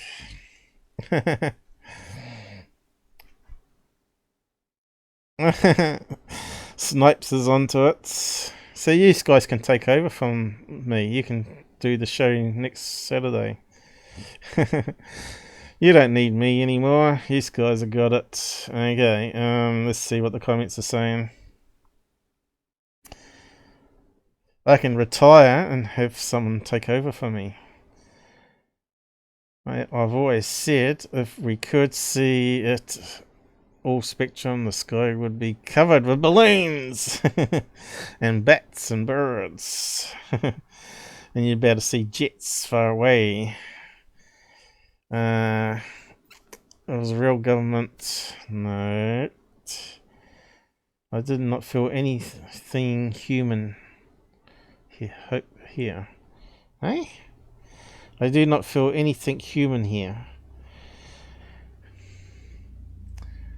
I don't know what he's feeling then. Correct. Go on, feed the bullshit to him. Go on. He's a con man. Well, in the army, I was seeing something really similar using FLIR over Germany. What, a bunch of balloons tied together? Yes! The protecting forts. Try protecting forts to fly there, and see if they respond. Try thinking, please pop. Oh dear. Great idea. I think the comments are more entertaining, actually. This gentleman had a YouTube channel a while ago showing these same orbs. Yeah, called balloons. Oh dear. Very cool. Nice job. Great footage. Okay. Thanks. Hey, buddy, how did he know they were there? He happens to aim his camera up there and saw balloons drifting across, of course. Or maybe he put them up there himself. He didn't, he just tried his camera out and caught them. Lucky catch, wasn't it? Very cool find. Doing okay, and always you are welcome, Donna. It's just teeming with life above us. Yes, it's teeming with plastic debris. And in the oceans as well. There's a really good catch. Yes. Thanks, Jacob. I can't help to be cynical here, guys. I just can't take these guys so seriously. I really wish they'd just get educated. Be better ufologists. Because there are real stuff out there, but we just got to get rid of this 99.5% crap that's being put up all the time. Not all man-made, according to the Pentagon. It's nothing to do with the Pentagon. Mate, if your friend sees this every night, then you could show one a day to us. Eh? We don't want to see any more crap. He stopped his channel. Thank God. Okay. So flare sees heat, and the hotter the brighter, correct? These are dark. Depends what setting you got set on the camera. He probably had it set to inverse. Now this is the thing that we had with the Tic Tac as well. Right. Plus you can choose a different colour spectrum as well. Fascinating video, UFO man, good shite. So helium balloons obviously could be also very cold to the heated atmosphere that's flying through. So they could be black as well. So it doesn't matter what colour they are. That's pretty cool. Still going on. Man, oh man. This guy gets a lot of love for garbage. But anyway, we got to be done with him. You got one link to him. And we can close that one down. And we can wrap up now with Third Phase. I'm not sure if Susan's still around. It must be getting late for you guys out there in USA, is it? Oh, it's coming up to dinner time too, so I'm going to probably have to wrap up. What's the times? Midnight, Texas. She's going to be tired. New York, coming up to 2 a.m. Kelly, they're still fully active there, almost 11 p.m. 6:30 in the morning. Charles is with us. Not many people get up that early. In Australia, just coming into the afternoon there. Or Russia coming up into early morning. I don't think we get too many Russians watching though. So what do we got here? We've got Michael. Where did we finish on this one? Do we need to? We did the balloon, didn't we? So, and we did Trump. So what's this one? Oh, we have to look at this one. Okay, I got muted.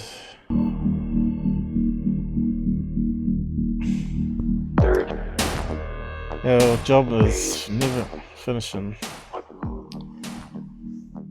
Third Phase Moon, Blake Cousins, welcome back everybody from around the world. We've got an incredible UFO sighting coming out of Los Angeles, and then we're going to go to the Red Planet. There's something brewing underneath there. What the heck is going on? A phenomenon has sparked up again. Why now? Is there some last kind of year. terraforming project going on? We've got a special nothing to do with terraforming. I'll have to explain that one. And Doc Skinner's going to help us out on the mystery of the Red Planet. Watch out, people. Watching will lower your IQ now. Over the past 48 hours, but let's get to this. The Los Angeles. So, what do you think on that one, guys? A fleet of UFOs. Way that was by moving. John Graff. Check it out. I don't know what's going on here. It's about almost 9 o'clock at night. Let's zoom in a bit. On July 29th.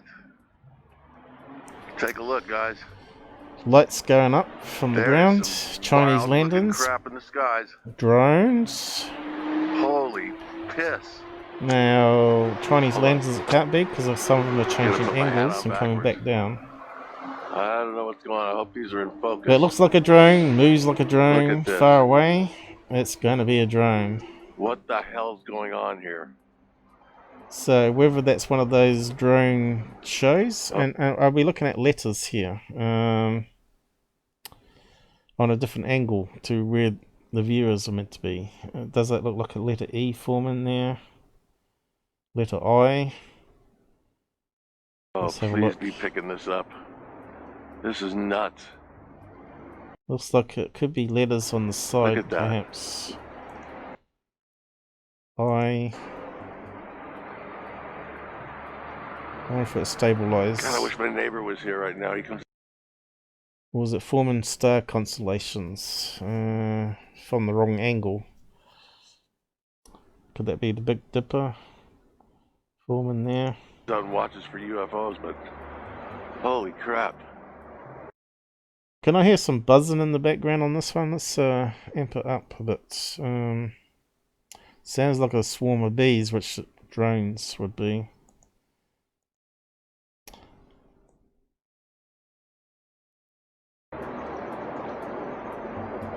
Sounds like He's not here.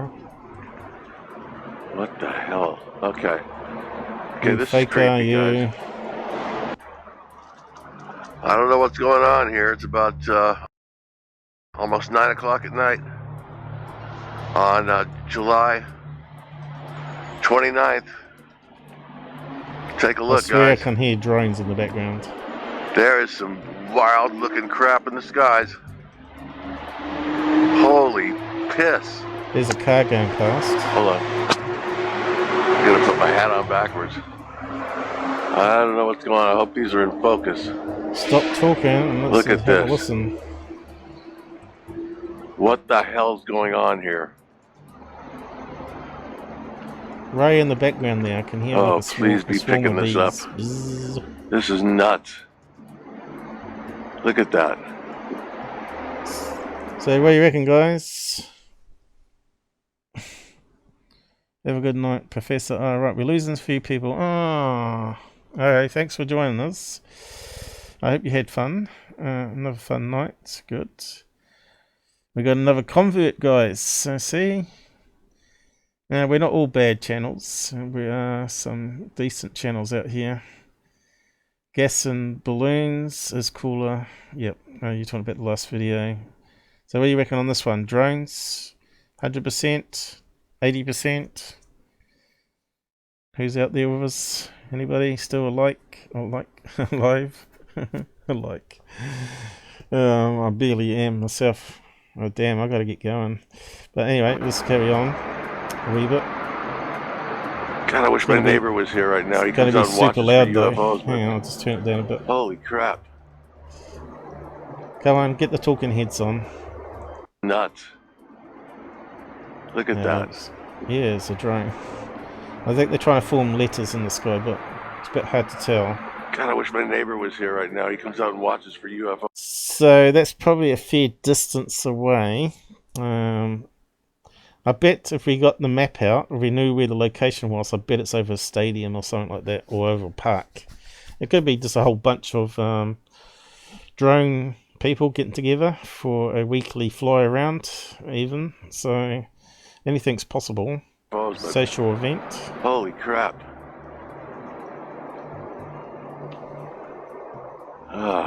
Three lights, a TR3B, guys. I'd zoom in, but okay. He states that he's a UFO summoner and he was trained Oh by no! Hoaxer. a man named Robert Bingham in Los Angeles, and through Robert Bingham's techniques, that's how John Graff. Okay, John Graff, Robert Bingham. I think it's game over. And why is it on a serious UFO channel? Was able to summon because they're not serious. UFOs. Is that's what's going on here, Brent? What's your thoughts? Yeah, it's a great sighting. We've met John approximately 2 years ago. Actually, we're at an event, and don't forget about 2012. We just looked at some of your past videos, mate. You know, John's a great photographer. He's got the big lens. He's capturing UFOs all the time. You should check out his channel. He's got an amazing array of UFO captures. Plug. Promote the hoaxes. But John absolutely kills it with this UFO video. It's absolutely stunning. Could they be drones? Definitely. But looking at these lights, you could tell that these objects or orbs are doing their own flight characteristics, which leads to me that they're not connected. What we're looking at is a fleet of something, and what they are is a big question.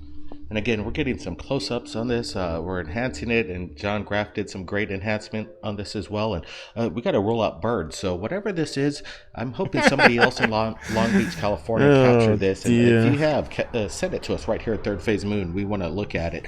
Go on, we want to hear what Goofon's got to say. Let's go to the Red Planet. Updates. European Space Agency, the ESA, and its purpose is to do large elliptical orbits around Mars. What's that got to do with the video, mate? The new rover that they, to find a landing area for their new rover that they're sending. So, this camera will catch this in the morning hours, which is the best time to see these images. Now, when I first saw it, I'm thinking crash. Wow, something big exploded or something.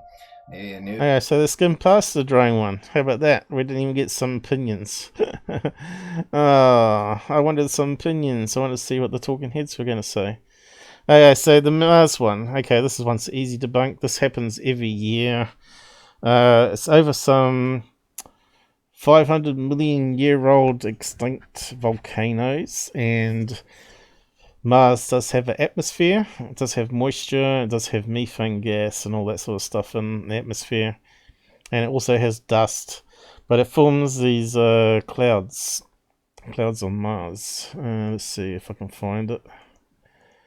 Again, I'm doing this in real time, haven't bothered digging up past stuff. I wonder if UFO Interest has done it. Maybe he's done it for me, saved me some time. Let's have a look. But I got to wrap up. No, he hasn't done it, has he? He's still got the old stuff up. Damn it. Okay, Mars, volcano, extinct volcano.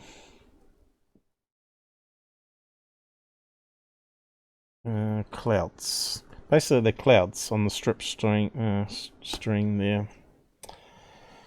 Massive extinct volcano. The home to the cloud is Oshia Mons, 20 kilometers high. Wow.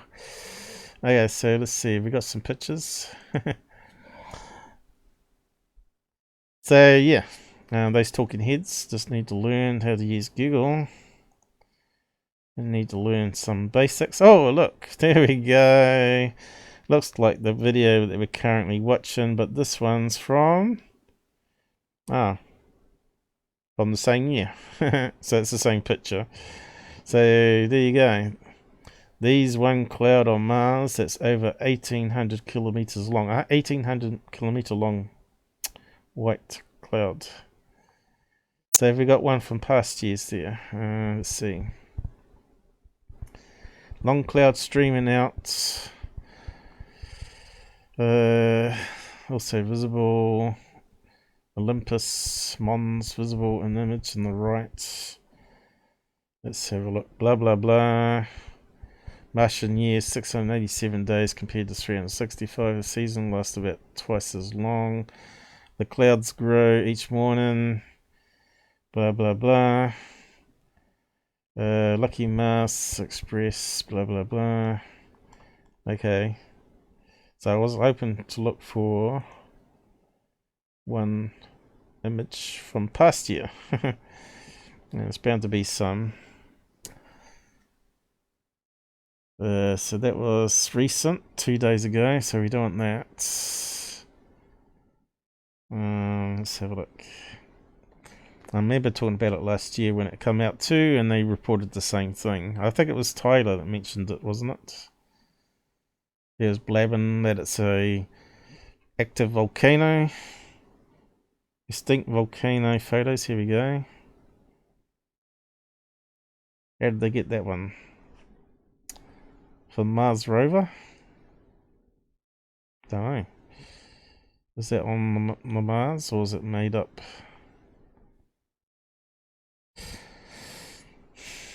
Let's keep on going. Oh, here we go. NASA. Nope. Here we go. Another one. What year is that one? What year? Yeah. Okay, it's on Gaia, whatever the stupid TV name is. Gaia. Alleged volcano erupted on Mars, but NASA cover-up conspiracy. So what year was that one? Last year, wasn't it?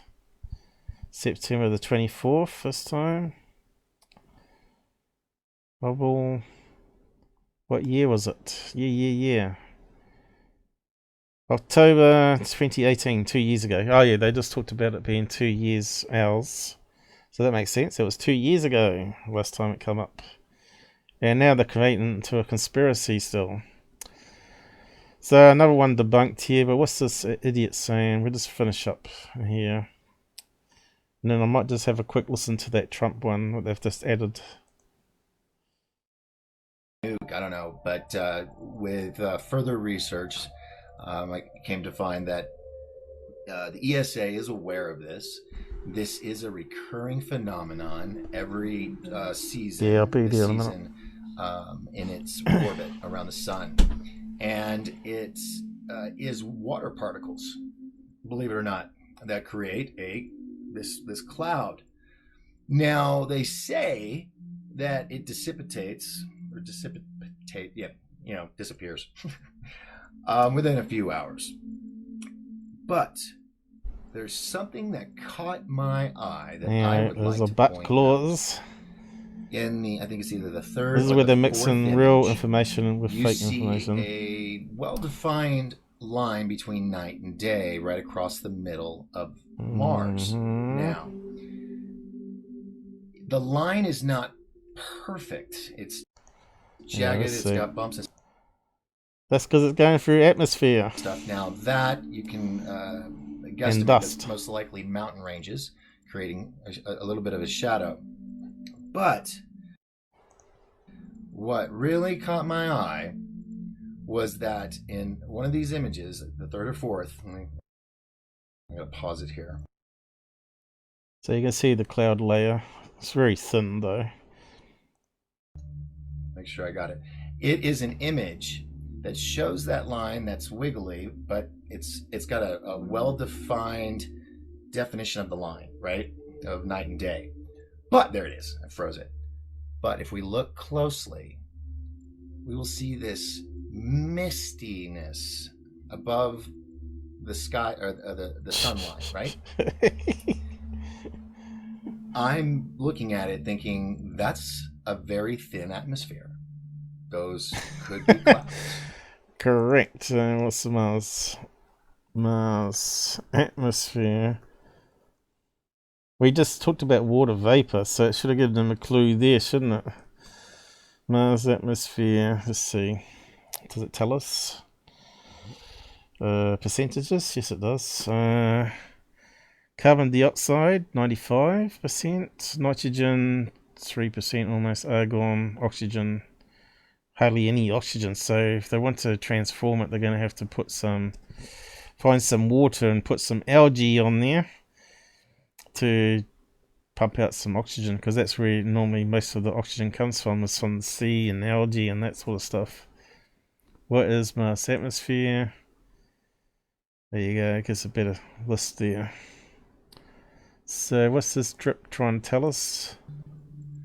And you only see it for a brief moment where the sun is just at the right angle to catch it, as if though there were clouds at a very high altitude lighting them up, kind of like our sunsets and sunrises. That is happened on Mars. Great. I love Mars. It could be our second home in the future. Who knows? Okay, let's have a look at this strip. Activity. It looks like, to me, there's clouds on Mars. In the first frame you see here, do Google. You see what looks like, I don't know, like some sort of strip or a line of clouds or something. So that last guy, at least Doc Skinner had the incentive to Google, Twitter, look around and Google before he started talking about it, right? This guy hasn't obviously done that. Grayish white. Then when you get further on in this video, you will see what looks like clouds or a plume of smoke coming out of what I believe is a volcano. Good night, to the Susan. right, you can see other volcanoes. I I'm would wrapping have up to in a say minute that anyway. this is a very tall volcano. When Mars has some atmosphere, I don't know how much atmosphere it has. I mean, could this be terraforming? Can you imagine if they're building terraformers on Mars, or maybe they were found, like in Total Recall? Maybe they he turned needs to them do on. some better research. So yeah, he's just hilarious. Poor old Goofon. Go and educate him, guys. And what's this last one here? Because I'm probably going to have to do some more debunks of them Saturday, probably. Quick look at this one here. Where is it? Oh no, they've already put up another one. Looks like I'm going to have to do it Saturday.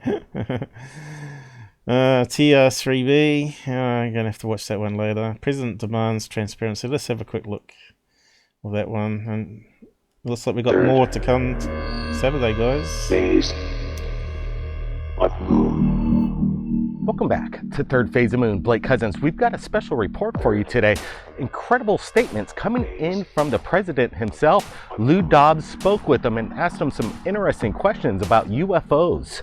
And we also have incredible UFO sightings just into Third Phase of Moon from around the world. We've got the panel with us, and we've got a special report. Panel. So they're not calling it the Dream Team now. They're just called the panel. In from Michael Schratt in regards to another incredible UFO case file. You guys are going to be blown away when you hear and see what Michael Schratt's reporting on.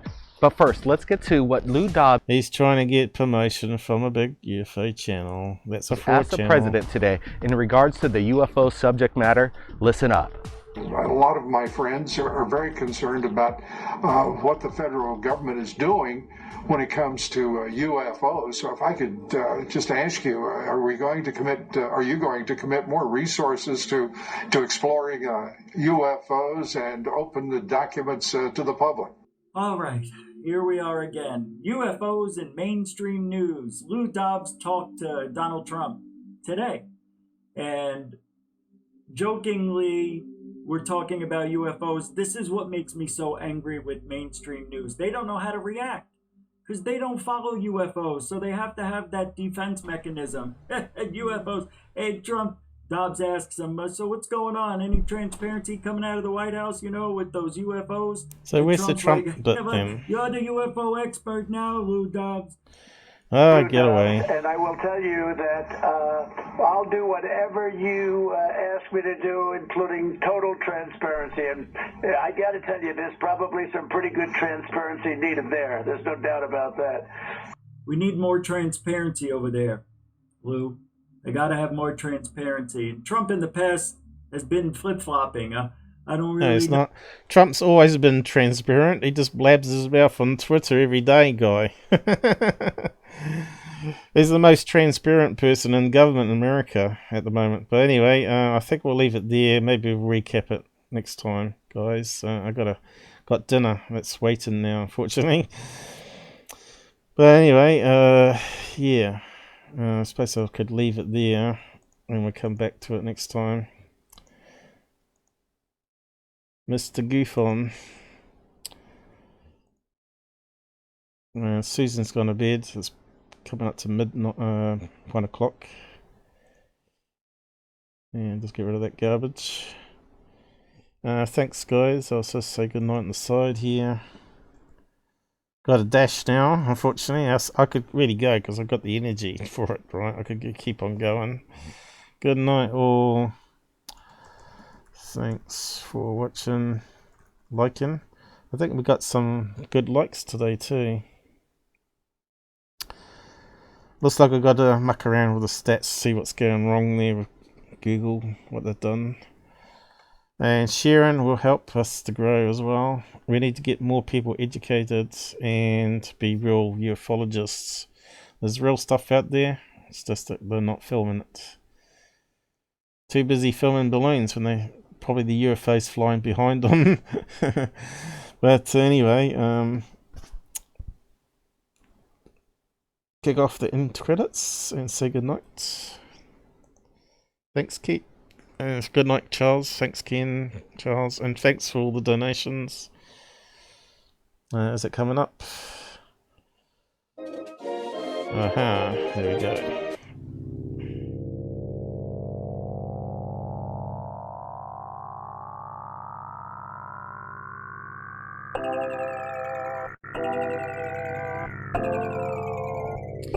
You can keep chatting on the side if you want to before the credits finish.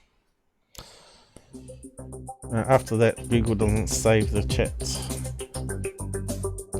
The chat window keeps on going even when it's finished, right? For a wee while anyway.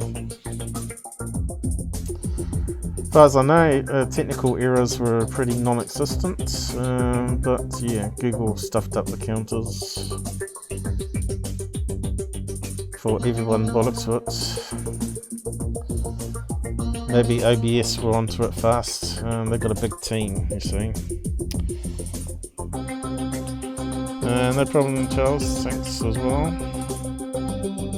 It's always good when we got people chipping in on the side, and it's always good to see your level of knowledge as well. Being screamed at, and dinner's getting cold. I don't even know what it is. I think it might be fish. Fish and chips.